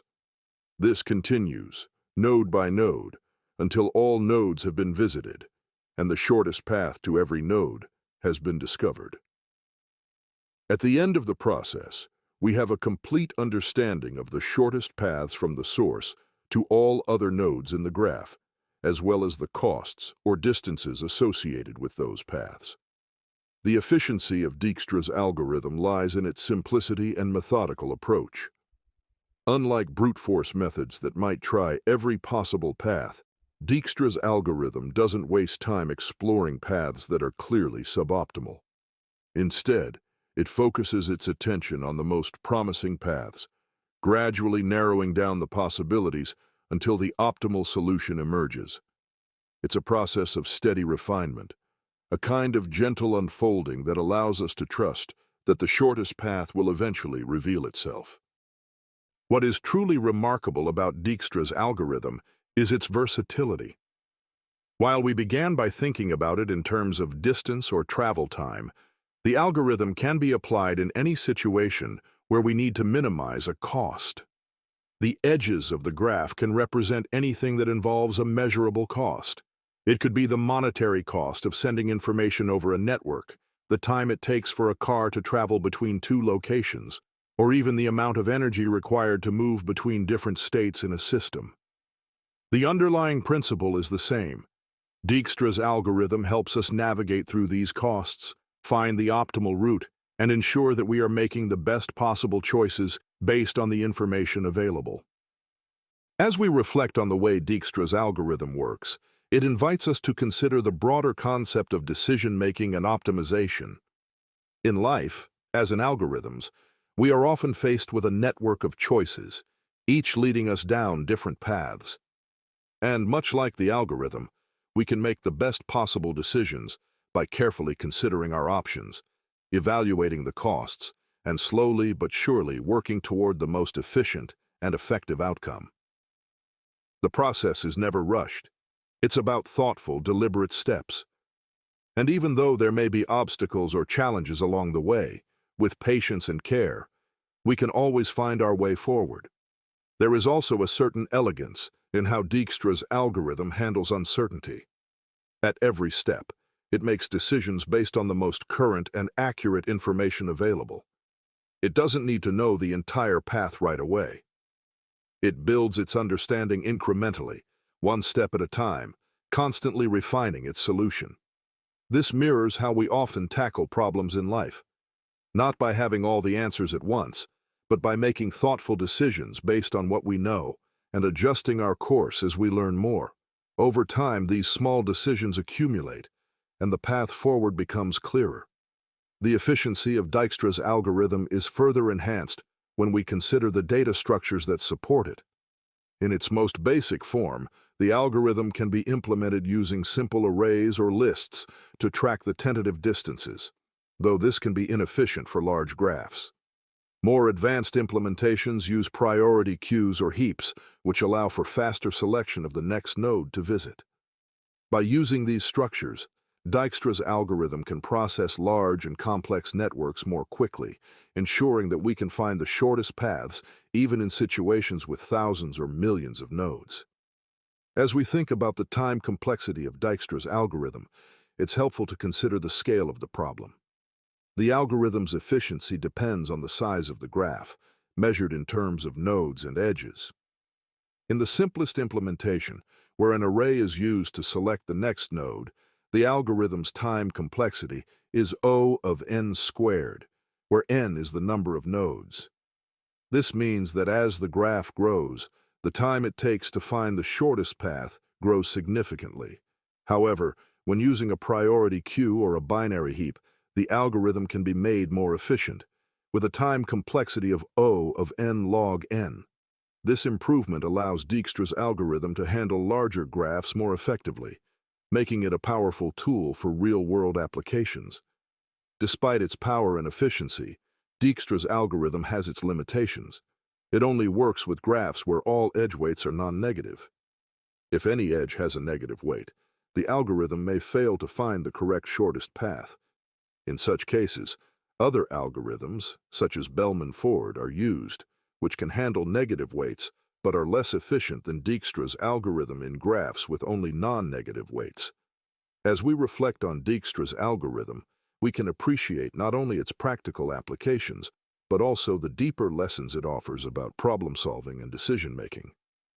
Whether we are navigating a network, optimizing a process, or making choices in our own lives, the algorithm serves as a reminder that the shortest path isn't always immediately obvious. It requires patience, careful consideration, and a willingness to reevaluate our choices along the way.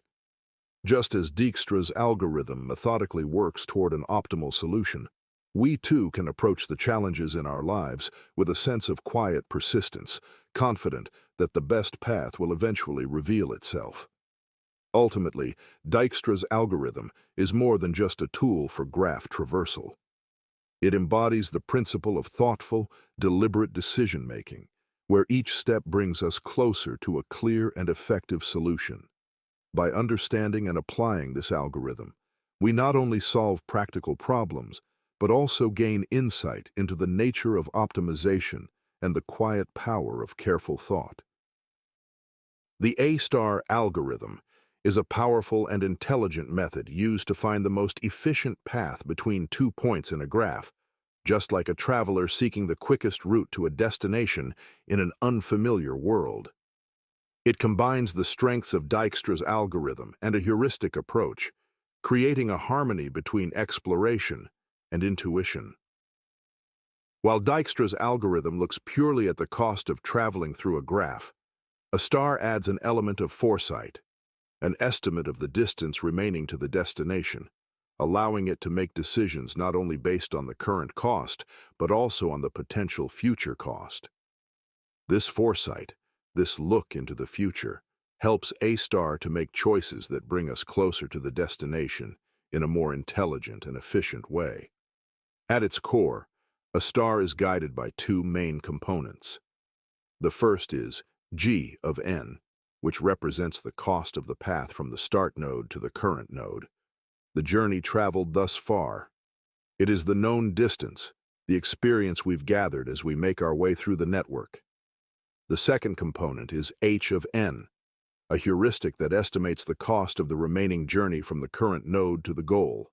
It's a bit like a compass, guiding us in the right direction, though not always perfectly.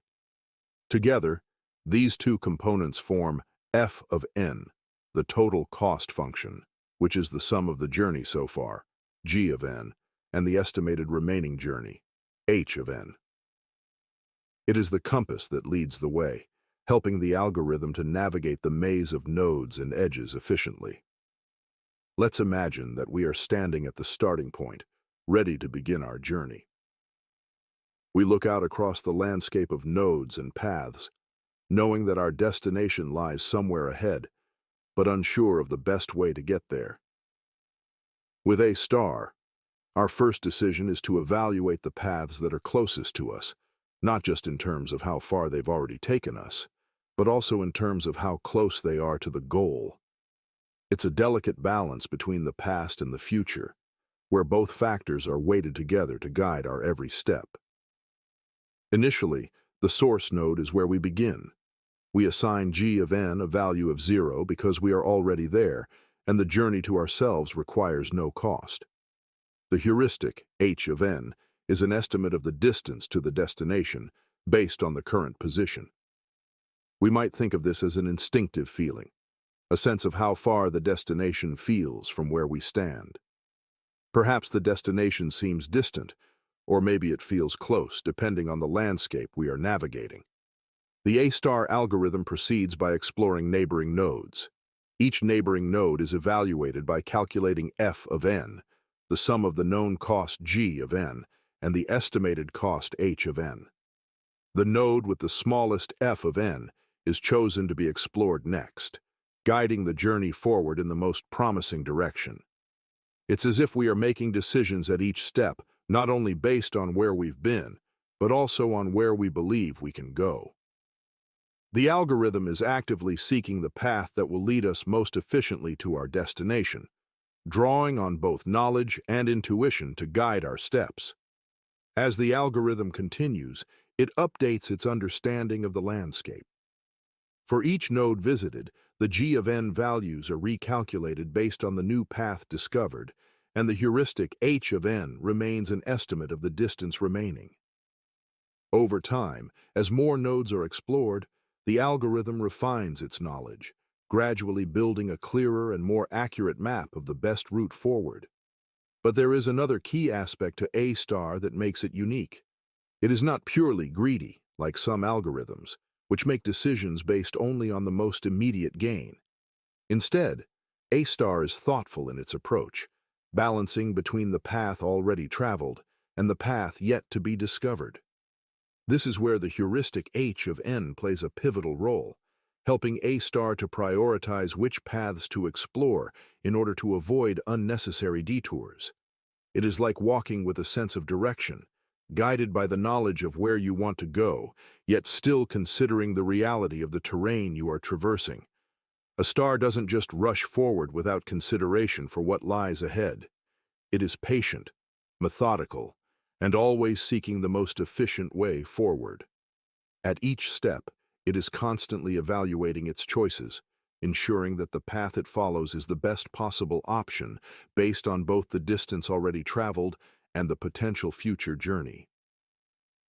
There is something meditative about this process, a quiet unfolding of possibilities as the algorithm explores each node, each step taking it closer to the destination, yet never losing sight of the bigger picture. The algorithm continues this careful exploration, always selecting the node with the lowest f of n until it reaches the goal node, at which point the shortest path has been found. The journey is complete, and the optimal path is revealed. This path is not the result of a random search, but of a thoughtful and deliberate process, guided by both knowledge and intuition, history and foresight. A star has found the best way forward by considering the past, the present, and the future in a balanced way. What is particularly beautiful about A-star is that it is adaptive. The heuristic h of n can vary depending on the problem and the environment. In some cases, the heuristic is very accurate, leading A-star to make almost perfect decisions. In other cases, the heuristic may be less precise, but still useful, allowing A-star to find a good path efficiently. The versatility of the heuristic means that A-star can be applied in many different contexts, whether we are navigating physical landscapes like in robotics or GPS navigation, or abstract spaces like in game development, artificial intelligence, or network routing. The algorithm's flexibility allows it to be tailored to a wide range of problems, providing an adaptable solution to many different challenges. Another aspect of A-star that makes it elegant is its efficiency. A star is designed to explore the most promising paths first, avoiding unnecessary exploration of paths that are less likely to lead to the goal. By combining the g of n and h of n functions, it focuses its search on the nodes that are most likely to lead to the destination, ensuring that the path is found in an optimal amount of time. The way it narrows down the search space, always prioritizing the most promising nodes, is a testament to the algorithm's thoughtful and efficient design. This efficiency is particularly evident in large, complex graphs, where A-star can find the shortest path much faster than algorithms that explore all possible paths. Yet, despite its power, A-star is not without its challenges. The quality of the heuristic h of n plays a crucial role in the algorithm's performance. If the heuristic is too optimistic and doesn't reflect the true cost to the goal, a star may not perform as well, or even fail to find the optimal path. Similarly, if the heuristic is too pessimistic, it may lead the algorithm to explore more paths than necessary, slowing down the search process. The balance between accuracy and efficiency in the heuristic is key to a star's success. Furthermore, a star works best in environments where the graph is static, meaning the structure doesn't change as the algorithm runs. In dynamic environments, where the graph changes as the search progresses, a star may need to be adapted or combined with other techniques to maintain its efficiency. However, even in such cases, a star can still be a valuable tool, offering a solid foundation for solving pathfinding problems. The A-star algorithm at its core is a perfect balance between exploration and optimization.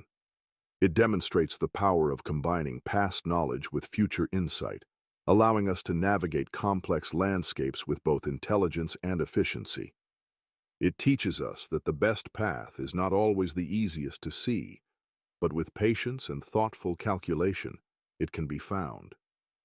Each decision, each step, is part of a larger journey, a journey where the goal is not just to reach a destination, but to do so in the most efficient, effective, and thoughtful way possible. A star serves as a reminder that problem-solving, whether in algorithms or in life, requires both foresight and reflection, the ability to navigate the present while keeping an eye on the future. It is through this balance of exploration and intuition that we find the most efficient paths forward, whether we are navigating graphs, networks, or the complexities of our own journeys. Kruskal's algorithm is a fundamental algorithm used in computer science for finding the minimum spanning tree of a graph. A minimum spanning tree is a subgraph of the original graph that connects all the vertices together using the least total edge weight without creating any cycles. This algorithm is named after Joseph Kruskal, who introduced it in the year 1956. Kruskal's algorithm is efficient, simple to implement, and works well with graphs that are sparse, meaning that they have relatively few edges compared to the number of vertices. Kruskal's algorithm follows a greedy approach, meaning that it makes locally optimal choices at each step in the hope of finding a globally optimal solution. The idea is to repeatedly select the smallest edge that does not form a cycle with the edges already selected. In order to achieve this, Kruskal's algorithm uses a disjoint set data structure, also known as a union-find data structure, to keep track of the connected components in the graph as edges are added. Let's walk through the steps of Kruskal's algorithm. First, the algorithm begins by sorting all the edges in the graph based on their weights. The edges are arranged in ascending order, from the smallest weight to the largest. This ensures that the algorithm always looks for the least costly edges first, helping it to build the minimum spanning tree with the smallest possible total weight. Once the edges are sorted, the algorithm starts by selecting the smallest edge. It checks if adding this edge to the growing spanning tree will form a cycle. If the edge connects two vertices that are already part of the same connected component, then adding this edge would form a cycle, and it is discarded. If the edge connects two vertices that are in different connected components, then it is added to the spanning tree, and the two components are merged into one. This merging of components is done using the union operation of the disjoint set data structure. The algorithm continues by selecting the next smallest edge and repeating the process. It always ensures that no cycles are formed and that the total weight of the tree remains as small as possible. The algorithm stops when the number of edges in the spanning tree equals the number of vertices minus 1.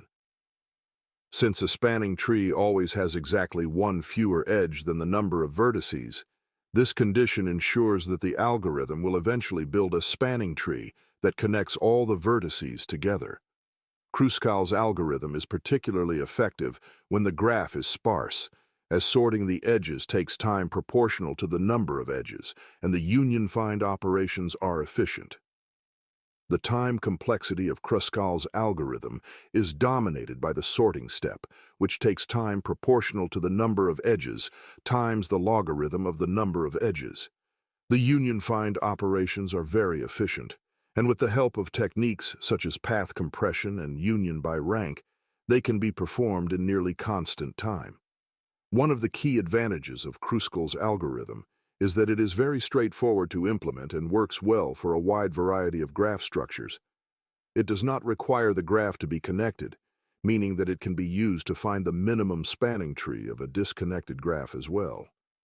However, it does require that the graph's edges be sorted in increasing order, which is the first step in the algorithm. The disjoint set data structure is a crucial part of Kruskal's algorithm. It allows the algorithm to efficiently check whether two vertices are in the same connected component and to merge components when necessary. The disjoint set data structure supports two main operations, find and union. The find operation checks which component a particular vertex belongs to, while the union operation merges two components into one. These operations are optimized using two techniques, path compression and union by rank. Path compression is a technique that speeds up the find operation by making the tree representing the components flatter. Whenever the find operation is called on a vertex, the path from that vertex to the root of the tree is compressed, so that future find operations on that vertex will be faster. Union by rank is a technique used to optimize the union operation. It ensures that the smaller tree is always attached to the root of the larger tree, thus keeping the overall structure balanced and preventing the trees from becoming too deep. The combination of these two techniques ensures that the union-find operations are extremely efficient, allowing Kruskal's algorithm to perform well even on large graphs. In fact, with path compression and union by rank, the time complexity of each union-find operation can be made nearly constant, making Kruskal's algorithm very efficient in practice. One of the key benefits of Kruskal's algorithm is that it is relatively easy to understand and implement, especially when compared to other algorithms for finding minimum spanning trees, such as Prim's algorithm. While Prim's algorithm works by starting from a specific vertex and growing the minimum spanning tree by adding edges that connect to the tree, Kruskal's algorithm works by sorting the edges and adding them one by one in order of increasing weight. This makes Kruskal's algorithm more flexible and easier to implement in certain situations. Despite its simplicity, Kruskal's algorithm has some limitations. For example, it is not well suited for graphs that are dense, meaning that they have many edges. In such cases, sorting the edges can become time-consuming, and Kruskal's algorithm may not perform as well as other algorithms. Additionally, since Kruskal's algorithm works by sorting all the edges, it requires more memory than algorithms that work directly with the graph's vertices and edges. However, in cases where the graph is sparse or when memory usage is not a significant concern, Kruskal's algorithm is a very efficient and effective method for finding the minimum spanning tree. Its greedy approach ensures that the tree is built in a way that minimizes the total weight. And the use of the disjoint set data structure ensures that the algorithm is efficient in checking for cycles and merging components. Kruskal's algorithm is widely used in various applications, including network design, circuit design, and clustering. In network design, for example, Kruskal's algorithm can be used to find the optimal way to connect a set of nodes with the least total cost, such as in the design of communication networks or transportation systems. In clustering, Kruskal's algorithm can be used to find the most efficient way to group data points based on their similarities. The Bellman-Ford algorithm is a powerful algorithm for solving the single-source shortest path problem in weighted graphs, and it is particularly notable for its ability to handle graphs with negative weight edges. It was developed by Richard Bellman and Lester Ford in the 1950s, and it has since become a fundamental tool in graph theory and computer science. The algorithm is essential in a wide range of applications, including network routing, financial modeling, and optimization problems, where negative edge weights may be present. At the heart of the Bellman-Ford algorithm is the concept of edge relaxation. Relaxation refers to the process of progressively improving the shortest path estimates for all vertices. The algorithm does this by iterating over all the edges in the graph and updating the shortest path estimates based on the current information available. The algorithm iterates through all edges of the graph multiple times to ensure that the shortest path from the source vertex to all other vertices is discovered, even if there are negative edge weights in the graph. The Bellman-Ford algorithm starts with the initialization of the distance to the source vertex, setting it to 0. This is because the shortest path from the source vertex to itself is always 0. All other vertices are initialized with a distance of infinity, as initially they are unreachable. The algorithm then proceeds to iterate over all the edges in the graph, repeatedly relaxing each edge. Relaxing an edge means that the algorithm checks whether the current known shortest path to a vertex can be improved by including a particular edge. If it can, the algorithm updates the shortest path to that vertex. This edge relaxation process is performed for a total of 5-1 iterations, where 5 is the number of vertices in the graph. The reason why the algorithm iterates 5-1 times is that the longest possible shortest path from the source vertex to any other vertex can involve at most 5-1 edges. After v-1 iterations, the algorithm guarantees that the shortest path to every vertex has been found, assuming no negative weight cycles exist in the graph. One of the defining features of the Bellman-Ford algorithm is its ability to handle negative weight edges. In graphs with negative weight edges, algorithms like Dijkstra's algorithm, which assumes all edge weights are non-negative, may fail or produce incorrect results. Bellman-Ford, on the other hand, handles negative weight edges by ensuring that the shortest path estimates are updated correctly, even when the edges have negative values. This makes the Bellman-Ford algorithm suitable for a variety of applications where negative weights are involved. However, there is an important caveat.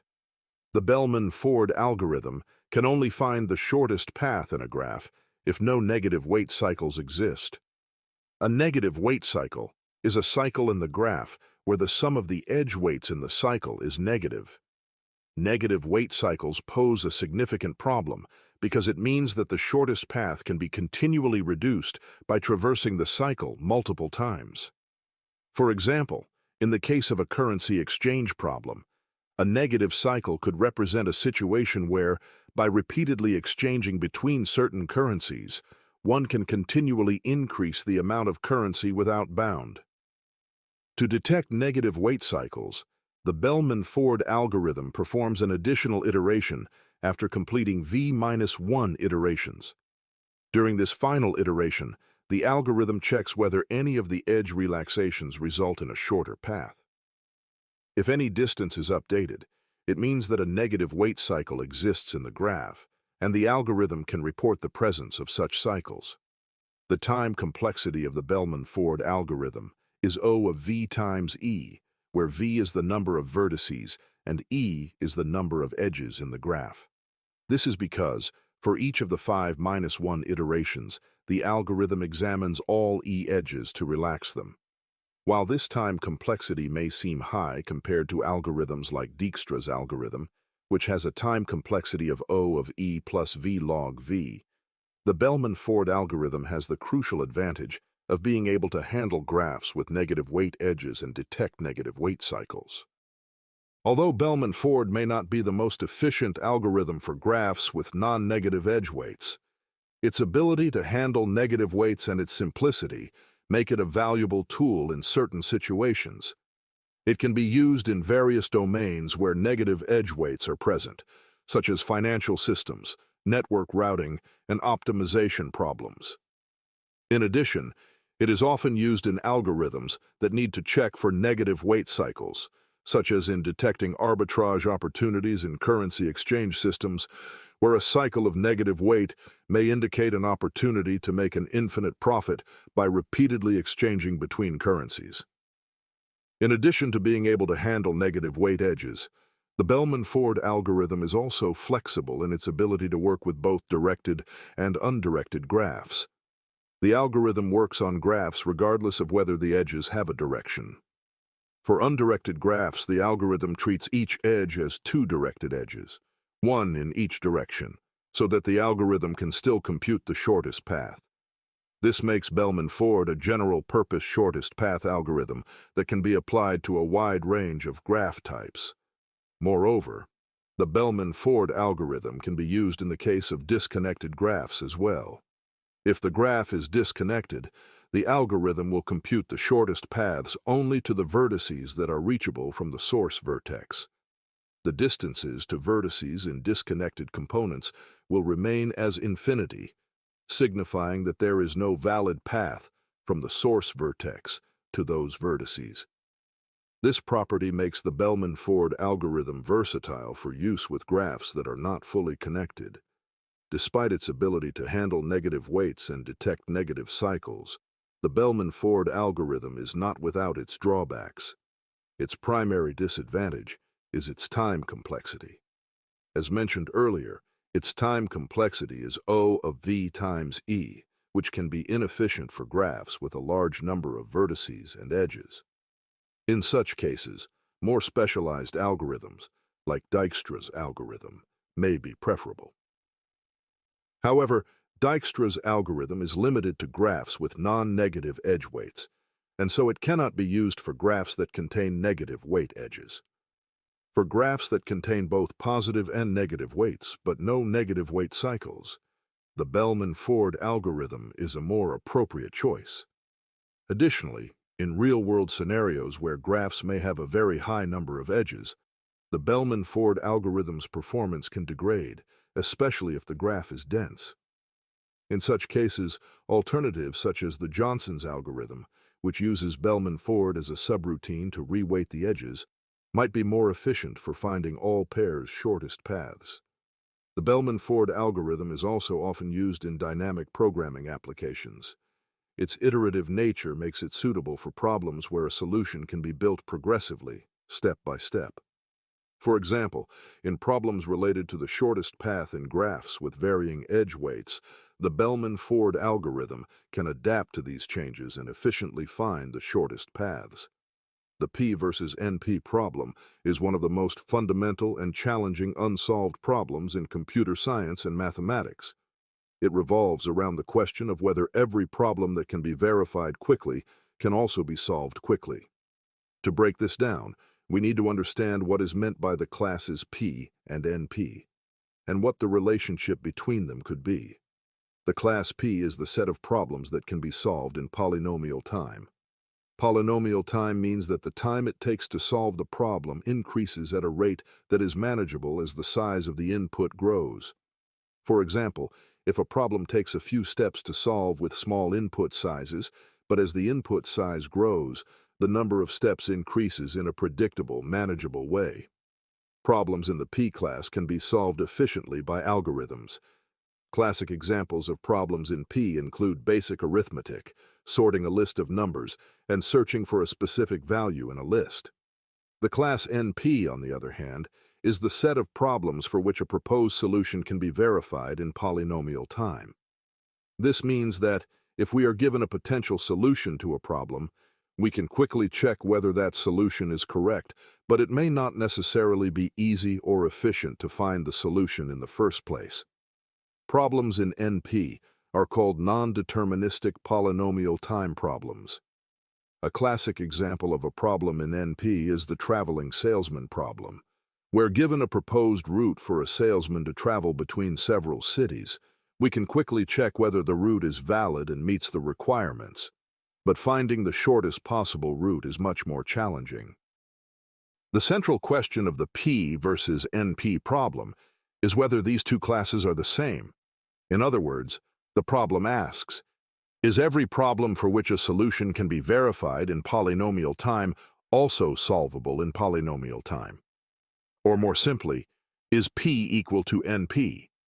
If P equals NP, it would mean that for every problem where we can quickly check a solution, there is also an efficient algorithm to find that solution in the first place.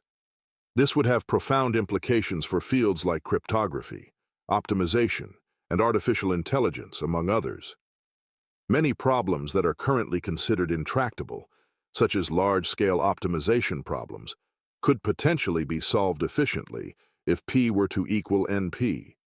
On the other hand, if P does not equal NP, it would mean that there are problems for which we can verify a solution quickly, but we cannot find that solution efficiently. These types of problems are called NP-complete problems. An NP-complete problem is a problem in NP that is at least as hard as every other problem in NP. In other words, if we could find a polynomial time solution for any NP-complete problem, then we would have a polynomial time solution for every problem in NP. This would prove that P equals NP. The P versus NP question has enormous implications in many areas of computer science, mathematics, and beyond. If P equals NP, it would essentially mean that a wide range of currently difficult computational problems would become solvable efficiently. For example, many cryptographic systems rely on the assumption that certain problems are difficult to solve, such as factoring large numbers. If P were to equal NP, it could mean that these systems would no longer be secure, as efficient algorithms would exist for solving these problems. One of the reasons that the P versus NP problem is so difficult to resolve is that it touches on fundamental questions about the nature of computation itself. The problem asks whether there is a universal method for efficiently solving all problems in NP, and finding such a method is elusive. Despite decades of research, no one has been able to definitively answer whether P equals NP or not.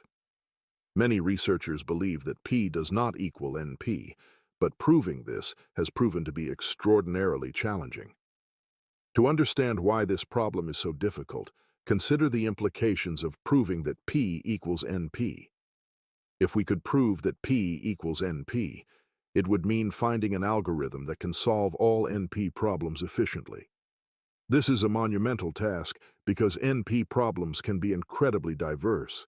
Some NP problems, like the Sudoku puzzle, are relatively simple to check but can be very difficult to solve.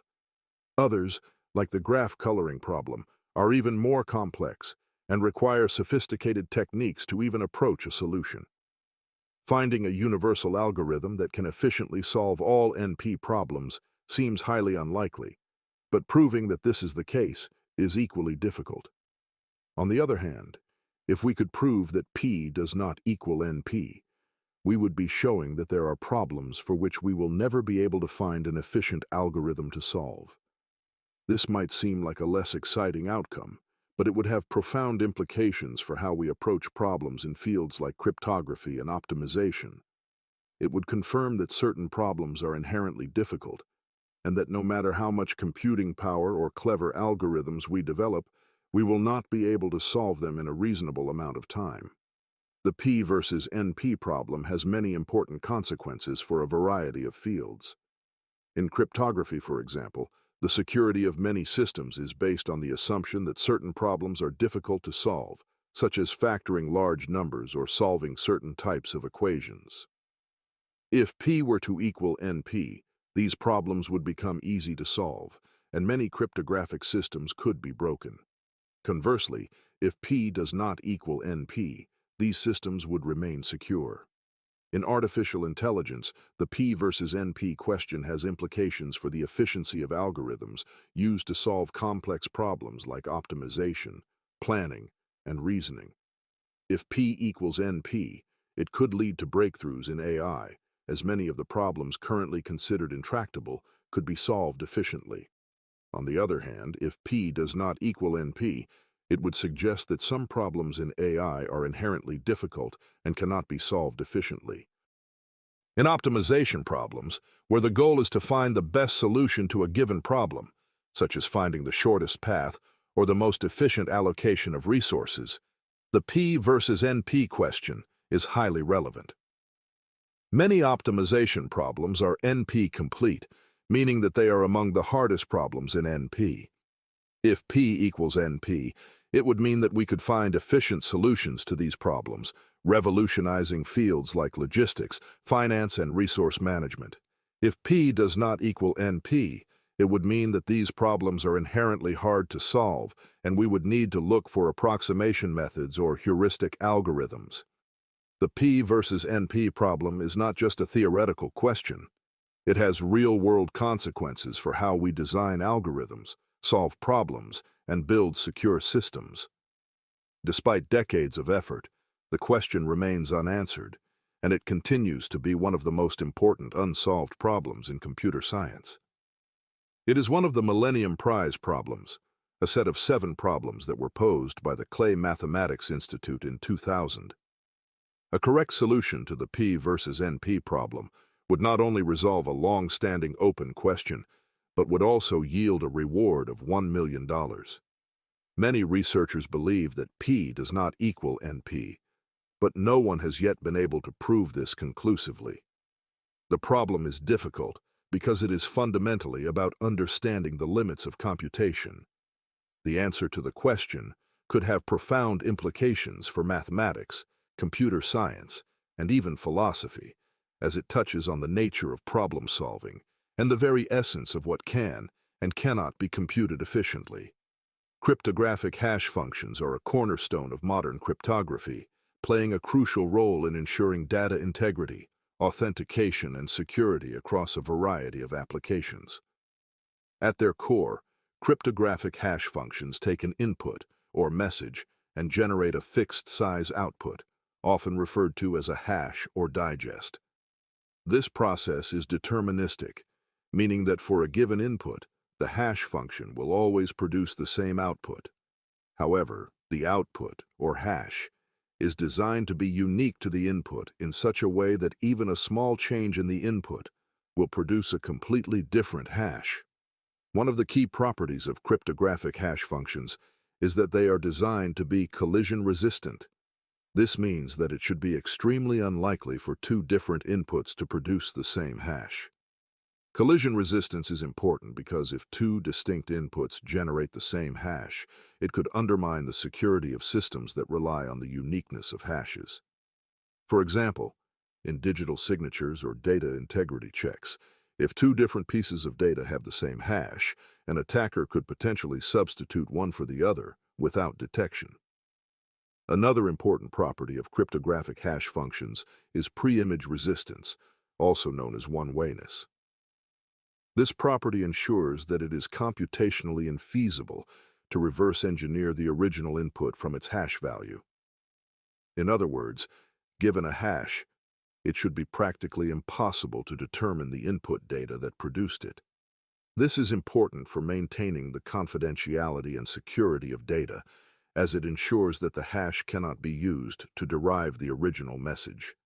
Second, pre-image resistance is another important feature of cryptographic hash functions. This property ensures that, given an input and its corresponding hash, it is computationally infeasible to find a different input that produces the same hash. This prevents attackers from generating different messages that produce the same hash, thereby preserving the integrity of the system that uses the hash function. Cryptographic hash functions also need to have the avalanche effect, which means that a small change in the input should result in a drastically different hash. This ensures that even small changes in the input data, such as flipping a single bit, will cause the hash to change significantly. This is important for ensuring that the hash value is highly sensitive to the input and prevents attackers from finding patterns in the hash that could be exploited. An ideal cryptographic hash function should also have a fixed output length. No matter how large or small the input data is, the output hash should always be the same length. This fixed length ensures that the hash value is manageable and consistent, which is particularly important when using hashes in contexts such as digital signatures, message authentication codes, and checksums. Cryptographic hash functions are used in a wide range of applications, from securing passwords and protecting data integrity to digital signatures and blockchain technology. In password storage, for example, when a user creates a password, The system typically stores the hash of the password rather than the password itself.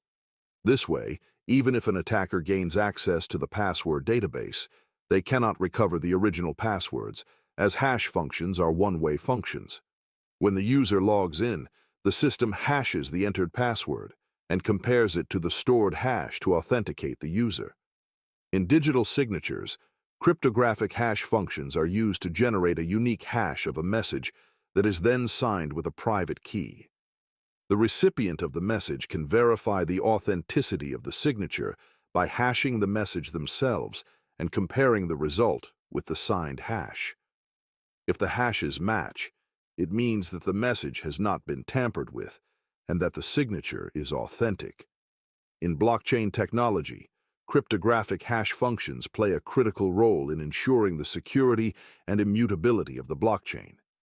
Each block in a blockchain contains a hash of the previous block, and this hash is used to link the blocks together in a chain. If an attacker attempts to alter the contents of a block, the hash of the block will change, breaking the chain and invalidating all subsequent blocks. This makes blockchains highly secure and resistant to tampering. The most commonly used cryptographic hash functions are SHA-256 and SHA-3, which are part of the SHA family of hash functions. SHA stands for Secure Hash Algorithm, and these functions are designed to produce a fixed-length hash value that is computationally infeasible to reverse or collide with another input. SHA-256, for example, produces a 256-bit hash, while SHA-3 is a more recent member of the SHA family that uses a different underlying structure to improve security. In addition to these widely used functions, there are other cryptographic hash functions, such as MD5 and SHA-1, that were once commonly used but are now considered insecure due to vulnerabilities that allow for collisions to be found more easily than originally expected. These hash functions have been deprecated in favor of more secure options like SHA-256 and SHA-3. One important consideration when using cryptographic hash functions is salt. A salt is a random value that is added to the input before hashing. This ensures that even if two users have the same password, their stored hashes will be different due to the unique salts. Salting is particularly important in password hashing, as it helps defend against rainbow table attacks, where attackers use pre-computed tables of common passwords and their corresponding hash values to quickly guess passwords. By adding a salt to the password before hashing, each password will have a unique hash, making rainbow tables ineffective. While cryptographic hash functions are incredibly useful for ensuring data security, they are not without their vulnerabilities. Over the years, researchers have discovered ways to attack and break certain hash functions. For example, in 2004, researchers demonstrated that MD5 and SHA-1 were vulnerable to collision attacks, where it became easier to find two different inputs that produce the same hash. These vulnerabilities led to the deprecation of MD5 and SHA-1 in favor of more secure hash functions like SHA-256. The security of cryptographic hash functions relies on their resistance to attacks like pre-image attacks, where an attacker tries to reverse engineer the original input from its hash, collision attacks, where an attacker tries to find two different inputs that produce the same hash, and second pre-image attacks, where an attacker tries to find a different input that has the same hash as a given input. The strength of a hash function is determined by how resistant it is to these attacks, and as computational power increases, hash functions that were once considered secure may become vulnerable over time.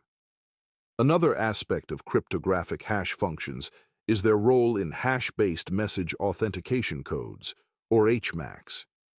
An HMAC is a mechanism for verifying both the integrity and authenticity of a message using a cryptographic hash function and a secret key.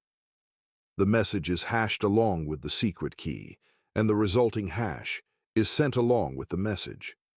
The recipient, who shares the secret key, hashes the message with the key and compares the result with the received hash. If the two hashes match, it ensures that the message has not been altered and that it was sent by someone who knows the secret key. Overall, cryptographic hash functions are essential tools in modern cryptography and information security. Their ability to transform data into fixed-length, irreversible hashes makes them invaluable for tasks such as password storage, digital signatures, data integrity verification, and blockchain security.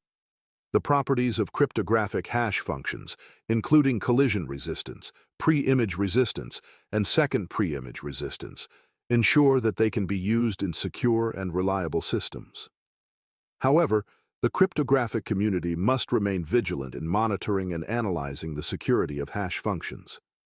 As computational power increases and new vulnerabilities are discovered, it is important to transition to more secure hash functions and to continually assess the strength of existing ones.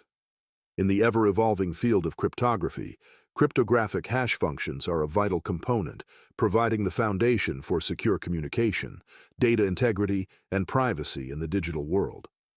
Public key infrastructure is a framework that is used to manage digital keys and certificates for securing communication over a network. It plays a fundamental role in ensuring the confidentiality, integrity, and authenticity of data and transactions in a variety of systems, especially in the field of cryptography.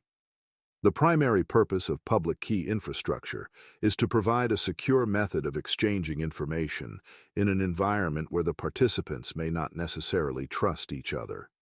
Public key infrastructure relies on the use of asymmetric cryptography, which uses two related keys, a public key and a private key. The public key is used to encrypt data or verify a digital signature, and the private key is used to decrypt data or create a digital signature. The security of this system relies on the fact that, while the public key is made available to anyone who wants to communicate securely, the private key is kept secret by the owner. Only the person who holds the private key can decrypt information that has been encrypted with their public key, or create a valid digital signature that others can verify using the public key. The heart of public key infrastructure is the certificate authority.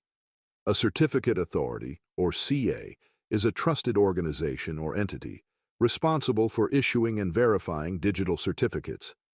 These certificates contain the public key and the identity of the certificate holder, such as an individual, organization, or website.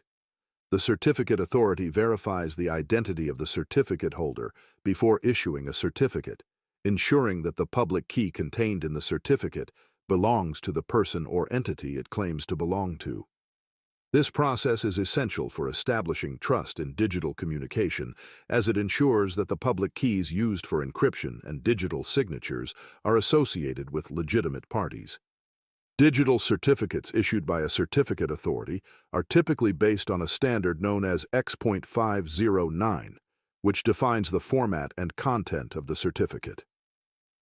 The X.509 standard specifies that a certificate must include information such as the certificate holder's name, the public key, the certificate authority that issued the certificate, and a validity period for the certificate. The certificate may also contain other information, such as the certificate holder's email address or a unique identifier. The most important aspect of a digital certificate is that it is signed by the certificate authority's private key. This digital signature allows anyone who trusts the certificate authority to verify the authenticity of the certificate by checking the signature with the certificate authority's public key. In a typical public key infrastructure setup, when a user wants to send a secure message to another user, they can obtain the recipient's public key through a certificate issued by a trusted certificate authority. The sender then encrypts the message with the recipient's public key, ensuring that only the recipient can decrypt it using their private key. Similarly, if the recipient wants to verify the sender's identity, they can use the sender's public key, which is often included in the sender's digital signature. The recipient verifies the digital signature by checking it against the sender's public key, confirming that the message has not been tampered with and that it came from the claimed sender. Public key infrastructure also involves the use of registration authorities, or RAs, which act as intermediaries between users and the certificate authority. The registration authority's role is to authenticate the identity of individuals or organizations before their public keys are submitted to the certificate authority for certification. The registration authority ensures that the entity requesting a certificate is legitimate, and once the verification process is complete, the registration authority submits the public key and identity information to the certificate authority for certificate issuance. While the certificate authority is responsible for issuing certificates, the registration authority acts as the gatekeeper, ensuring that the process of certificate issuance is secure and trustworthy. Public key infrastructure includes mechanisms for key management, which involves the generation, storage, distribution, and revocation of cryptographic keys. Key management is critical to ensuring that keys remain secure and are used properly. Key generation is the process of creating both the public and private keys, often using algorithms like RSA or elliptic curve cryptography. Once generated, keys must be stored securely to prevent unauthorized access. The private key, in particular, must be stored in a way that prevents it from being stolen or misused. This may involve the use of hardware security modules, or HSMS, which are physical devices designed to protect cryptographic keys from tampering or unauthorized access. Key distribution is the process of making public keys available to users in a secure manner. In the context of public key infrastructure, public keys are typically distributed through digital certificates, which are signed by a certificate authority and include the public key of the certificate holder. Key distribution must ensure that the public keys are authentic and have not been altered in transit. This is why public key infrastructure relies on trusted certificate authorities to verify the authenticity of the public keys before they are distributed. Key revocation is the process of invalidating a public key before its expiration date. This may be necessary if a private key is compromised or if the certificate holder's information changes. To manage key revocation, certificate authorities maintain certificate revocation lists, or CRLs, which contain a list of certificates that have been revoked before their expiration date. When a user receives a digital certificate, they can check the certificate's status by consulting the certificate revocation list to ensure that the certificate has not been revoked. Another mechanism for key revocation is the Online Certificate Status Protocol, or OCSP, which allows users to query a certificate authority in real time to determine whether a certificate is still valid or has been revoked. Public key infrastructure is used in a variety of applications where security and trust are important. It is commonly used in secure email systems, where users can encrypt and digitally sign messages to protect their privacy and verify their identity. In web security, public key infrastructure is used in Secure Sockets Layer, or SSL, and Transport Layer Security, or TLS, protocols to establish secure connections between web browsers and servers. When a user connects to a secure website, the server presents a digital certificate that contains the server's public key, which the browser can use to encrypt the communication. This ensures that any sensitive information, such as passwords or credit card numbers, is transmitted securely. In addition to these applications, public key infrastructure is also used in virtual private networks, or VPNs, to secure communication over public networks, and in digital signatures, which are used to verify the authenticity of electronic documents and transactions. Public key infrastructure is also a critical component of blockchain technology, where digital certificates and public-private key pairs are used to secure transactions and verify the identities of participants in the network. While public key infrastructure offers many advantages in terms of security and trust, it also has some challenges. One of the main challenges is the management of digital certificates and keys. As the number of users and devices that require secure communication grows, the complexity of managing certificates and keys increases. This can lead to administrative overhead, as certificate authorities, registration authorities, and users must all work together to ensure that certificates are issued, revoked, and renewed correctly. In addition, the reliance on certificate authorities introduces a single point of trust. If a certificate authority is compromised, it could potentially lead to a large-scale security breach. Despite these challenges, public key infrastructure remains a critical component of modern digital security. It enables secure communication and transactions in a world where privacy and trust are paramount. By using public key infrastructure, organizations can ensure that their communication is secure, their data is protected, and their users' identities are authenticated. In an increasingly digital world, public key infrastructure provides the foundation for secure, trusted interactions, making it an essential technology for the future of the Internet. Blockchain technology is a decentralized and distributed digital ledger system that records transactions across multiple computers in such a way that the registered transactions cannot be altered retroactively. This system allows for a secure, transparent, and immutable method of recording and verifying transactions without relying on a central authority. Blockchain technology is most commonly associated with cryptocurrencies such as Bitcoin, but its applications extend far beyond that, affecting industries like finance, supply chain management, healthcare, and even voting systems. The primary concept behind blockchain technology is that it is made up of a series of blocks that contain transaction data.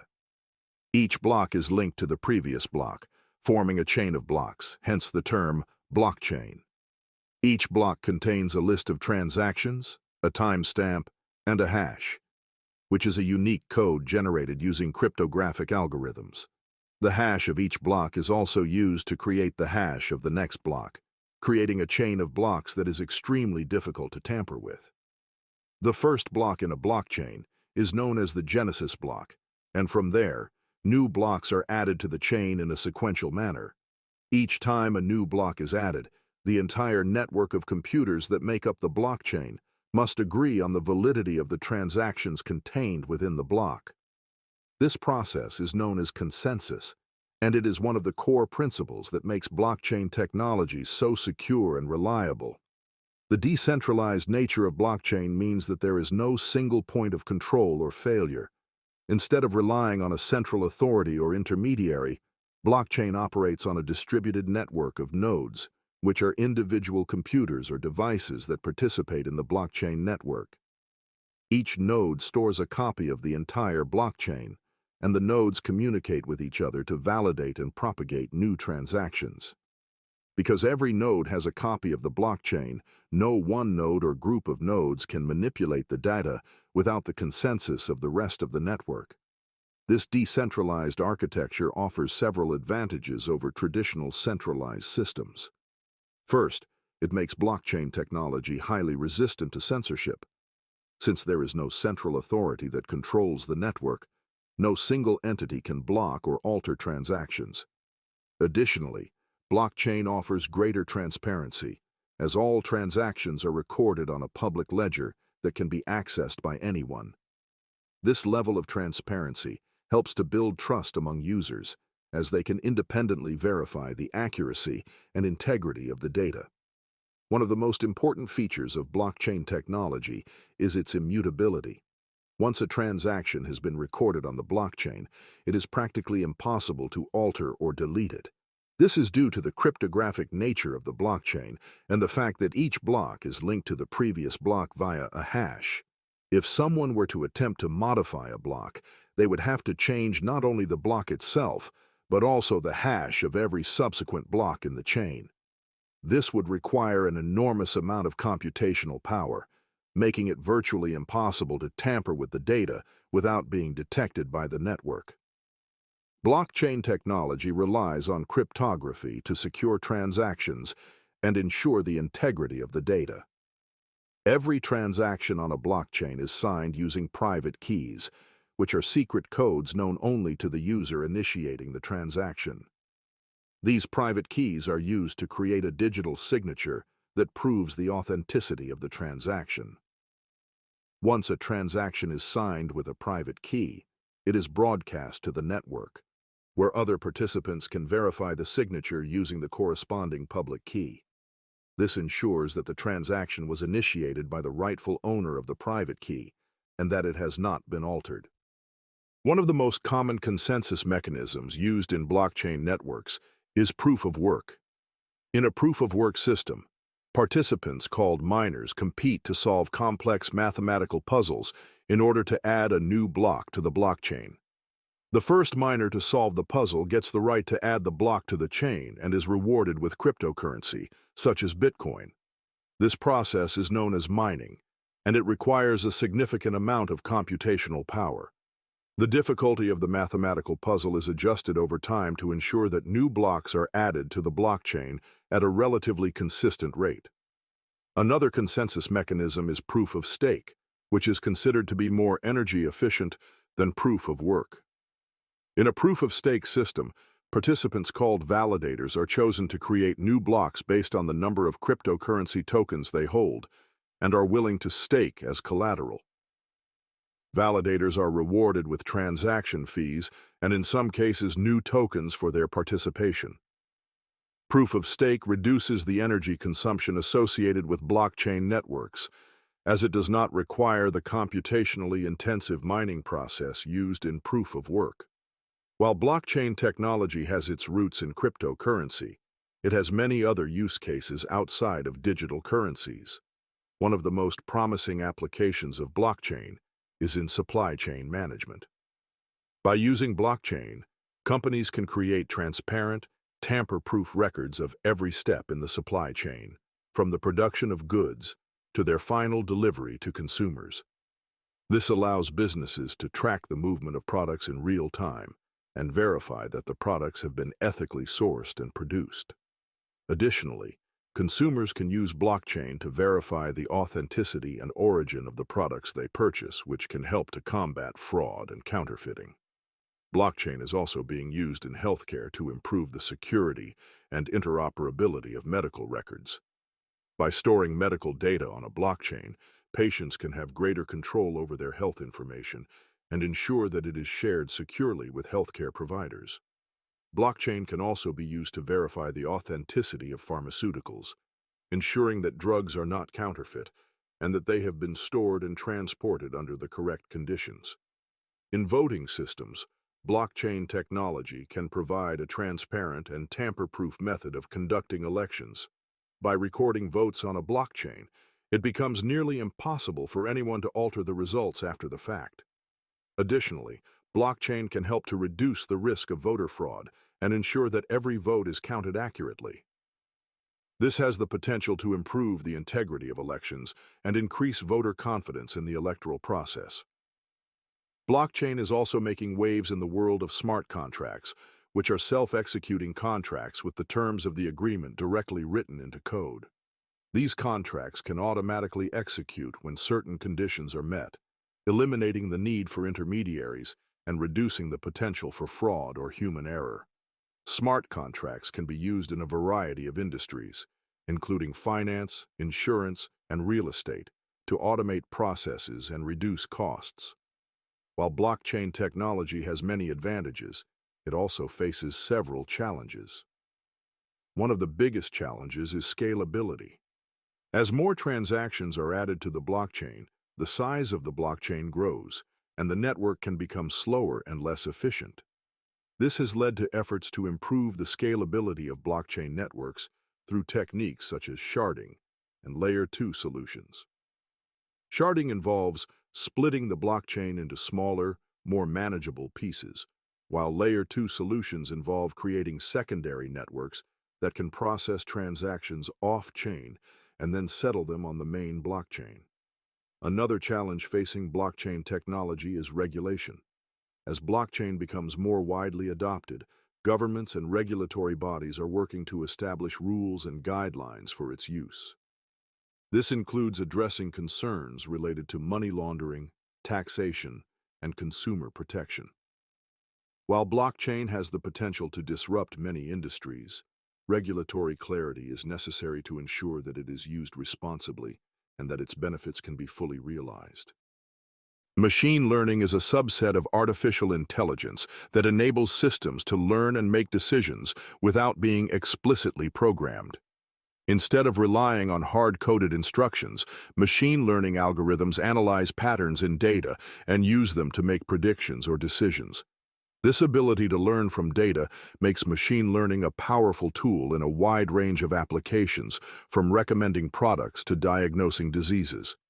At its core, machine learning involves training a model on a dataset. A model is a mathematical representation of a process or system that can make predictions or decisions based on input data. The model is created by feeding it a set of data, known as the training data, and allowing it to learn from this data. The model is then evaluated on a separate set of data, called the test data, to see how well it generalizes to new, unseen data. One of the key components of machine learning is the algorithm, which is a set of instructions that the model uses to learn from the data. There are various types of algorithms used in machine learning, each suited to different kinds of problems. These algorithms can be broadly categorized into three main types: supervised learning, unsupervised learning, and reinforcement learning. In supervised learning, the algorithm is trained on labeled data, meaning that the input data comes with known labels or outcomes. For example, in a classification problem, the model might be trained on a dataset of images where each image is labeled with a category, such as cat or dog. The model learns to associate the features of the images with the corresponding labels. Once the model has learned from the training data, it can be used to make predictions on new, unlabeled data. Supervised learning is commonly used for tasks like classification, where the goal is to predict a category, and regression, where the goal is to predict a continuous value, such as a price or temperature. In unsupervised learning, the algorithm is given data without any labels. The goal is to identify patterns or structures in the data on its own. A common example of unsupervised learning is clustering, where the algorithm groups similar data points together. For instance, in customer segmentation, an unsupervised learning algorithm might group customers based on their purchasing behavior without any prior knowledge of customer categories. Unsupervised learning is also used for anomaly detection, where the algorithm identifies unusual or rare events in the data, such as fraudulent transactions. Reinforcement learning is a type of machine learning where an agent learns by interacting with its environment. In this approach, the agent takes actions and receives feedback in the form of rewards or penalties. The goal is for the agent to learn a strategy or policy that maximizes the cumulative reward over time. Reinforcement learning is commonly used in applications like game playing, robotics, and autonomous vehicles, where an agent needs to make a sequence of decisions to achieve a goal. The process of training a machine learning model involves several steps. First, the data is collected and pre-processed. Pre-processing may include tasks like cleaning the data, handling missing values, and scaling the features so that they are on a similar scale. Once the data is ready, it is split into training and test sets. The training set is used to train the model, while the test set is used to evaluate its performance. Once the model is trained, it is evaluated using various performance metrics.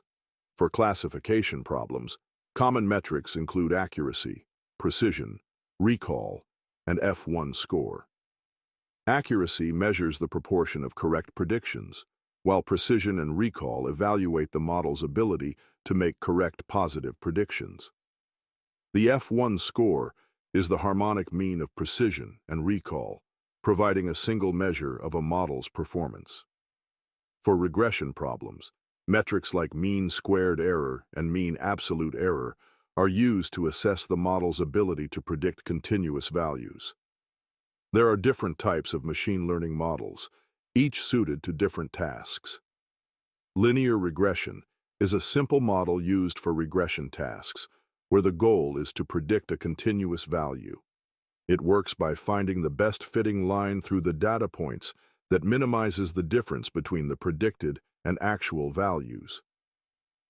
Logistic regression is a classification model used to predict binary outcomes, such as whether an email is spam or not. Despite its name, logistic regression is a classification algorithm and not a regression algorithm. Random forests are an ensemble method that combines multiple decision trees to improve performance. Each decision tree is trained on a random subset of the data, and the final prediction is made by taking a vote from all the trees in the forest.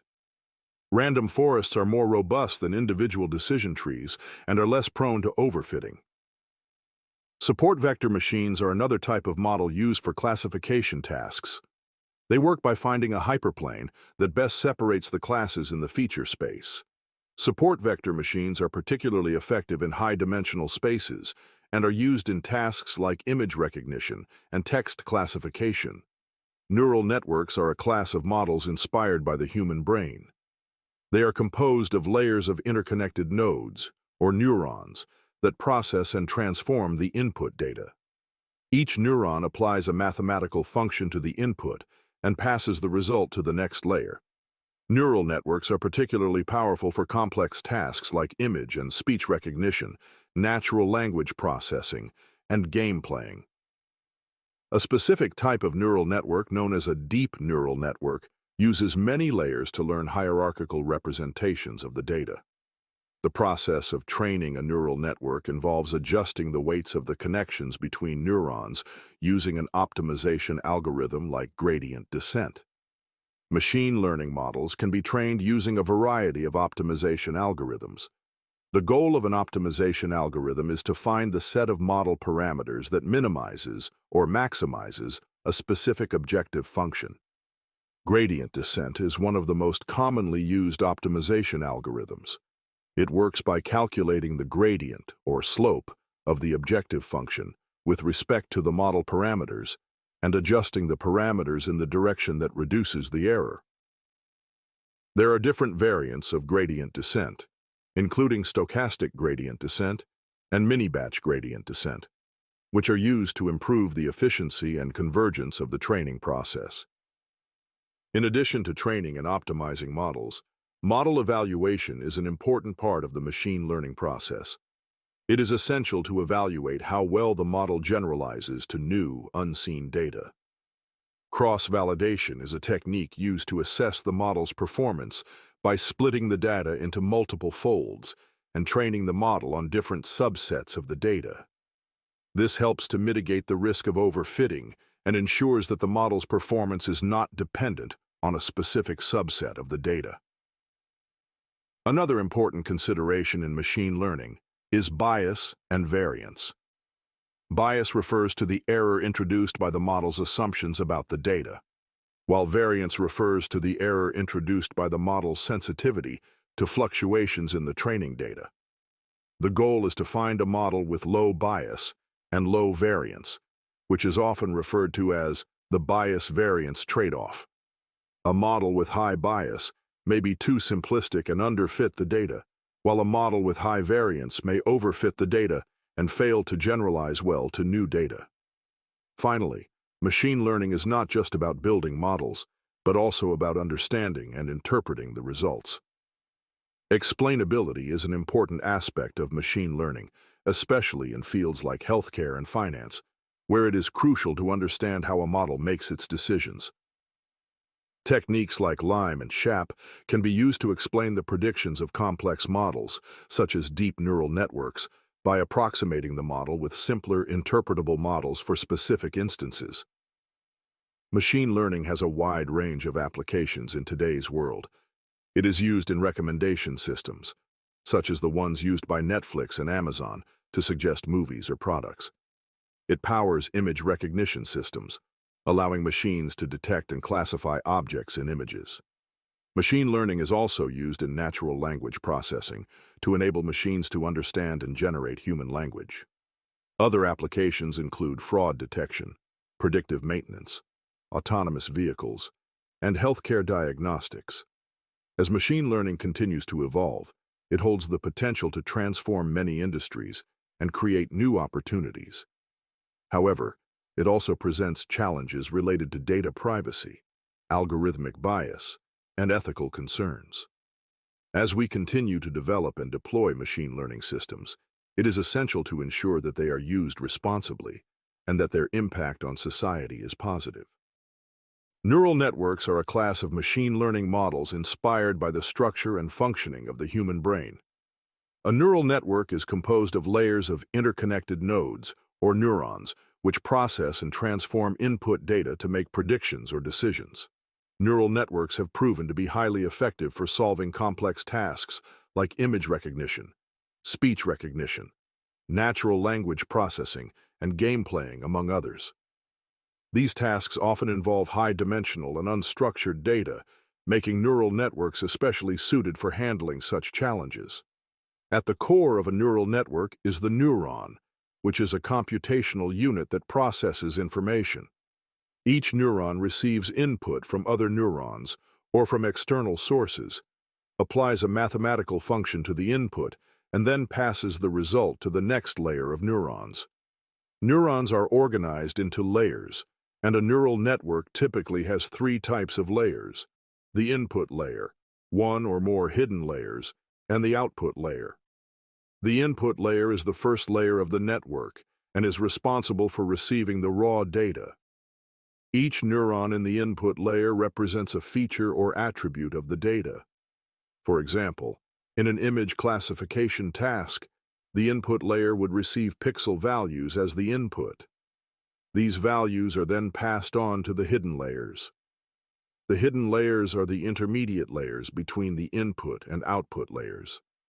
These layers are called hidden because their neurons do not directly interact with the outside world. Instead, they receive inputs from the previous layer and send outputs to the next layer.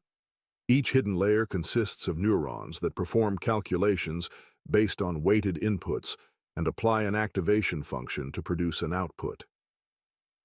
The complexity of a neural network is often determined by the number of hidden layers and the number of neurons in each layer.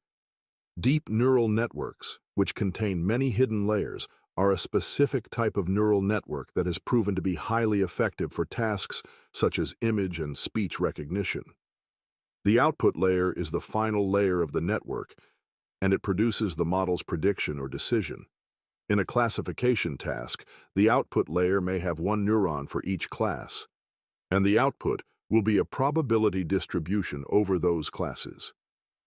In a regression task, the output layer may consist of a single neuron that produces a continuous value. The connections between neurons in a neural network are represented by weights. Weights are numerical values that determine the strength and direction of the connection between two neurons. When a neuron receives input, the input is multiplied by the weight of the connection, and the result is passed to the next neuron.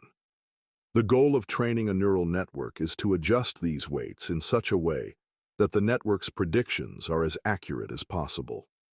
To adjust the weights, neural networks use a process called backpropagation. Backpropagation is an optimization technique used to minimize the difference between the predicted output and the true output. It works by calculating the error or loss at the output layer, and then propagating this error backward through the network to update the weights. This process is repeated over multiple iterations, with the weights being updated after each pass through the data. The goal is to find the set of weights that minimizes the loss function, which measures the difference between the network's predictions and the true outcomes. The process of updating the weights is typically done using an optimization algorithm called gradient descent. Gradient descent is an iterative method used to minimize the loss function by adjusting the weights in the direction that reduces the error. The size of the step taken in each iteration is controlled by a parameter called the learning rate. A larger learning rate results in faster updates, but it can also cause the algorithm to overshoot the optimal solution. Conversely, a smaller learning rate results in slower updates, but it may lead to more precise convergence. In addition to gradient descent, there are several variants of the algorithm that aim to improve the efficiency and stability of training. Stochastic gradient descent, for example, updates the weights after each individual training example rather than after processing the entire dataset. This can make training faster, but introduces more variability in the updates.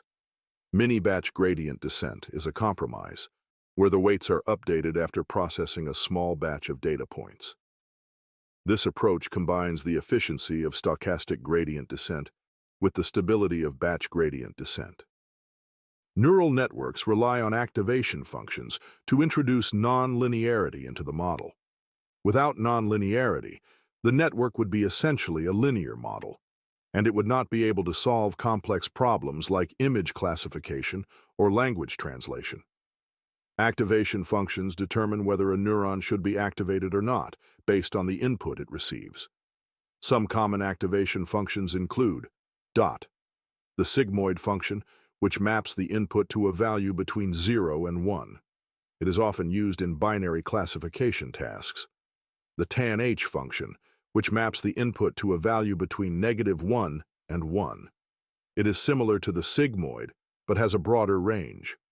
The ReLU, rectified linear unit function, which outputs the input if it is positive and 0 if it is negative. ReLU has become one of the most popular activation functions because it helps with the vanishing gradient problem and allows for faster training. The activation function plays an important role in the network's ability to learn complex patterns. Without a suitable activation function, the network would not be able to model nonlinear relationships in the data. One of the most powerful types of neural networks is the convolutional neural network, CNN. CNNs are specifically designed for processing grid-like data, such as images. They are composed of convolutional layers, which apply filters to the input data in order to detect features such as edges, textures, and shapes. These features are then passed through pooling layers, which reduce the dimensionality of the data, making the network more efficient. CNNs are highly effective for tasks like image classification, object detection, and image generation. Another important type of neural network is the recurrent neural network, RNN, which is designed for sequential data, such as time series or text. RNNs have a unique architecture that allows them to maintain a memory of previous inputs, making them well-suited for tasks like speech recognition and language modeling. However, traditional RNNs can suffer from the vanishing gradient problem, where the gradients used in backpropagation become very small and prevent the network from learning long-range dependencies. To address this, more advanced RNN architectures, such as long short-term memory, LSTM networks, and gated recurrent units, GRUs, have been developed. These architectures are better at capturing long-range dependencies and are widely used in natural language processing tasks. Training a neural network involves several steps, starting with the collection and pre-processing of data. The data must be cleaned, normalized, and transformed into a format that can be fed into the network.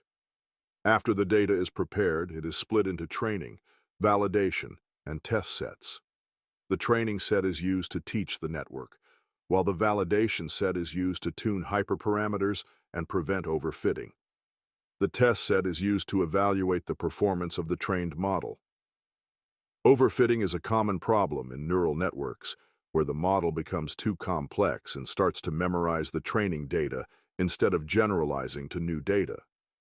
To prevent overfitting, techniques such as regularization and dropout can be used.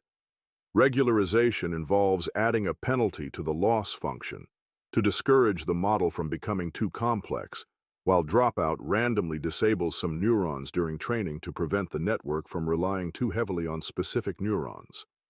Neural networks have revolutionized many fields, including computer vision, speech recognition, natural language processing, and reinforcement learning. In computer vision, CNNs have been used to develop systems that can recognize objects, detect faces, and even generate realistic images. In natural language processing, RNNs and LSTMs have enabled machines to understand and generate human language, powering applications like machine translation, sentiment analysis, and chatbots. Despite their success, neural networks are not without their challenges. One of the main issues is the need for large amounts of labeled data to train the networks effectively. Additionally, training neural networks can be computationally expensive, often requiring specialized hardware like GPUs to speed up the process. However, advances in hardware and the availability of large datasets have made neural networks more accessible and practical for a wide range of applications.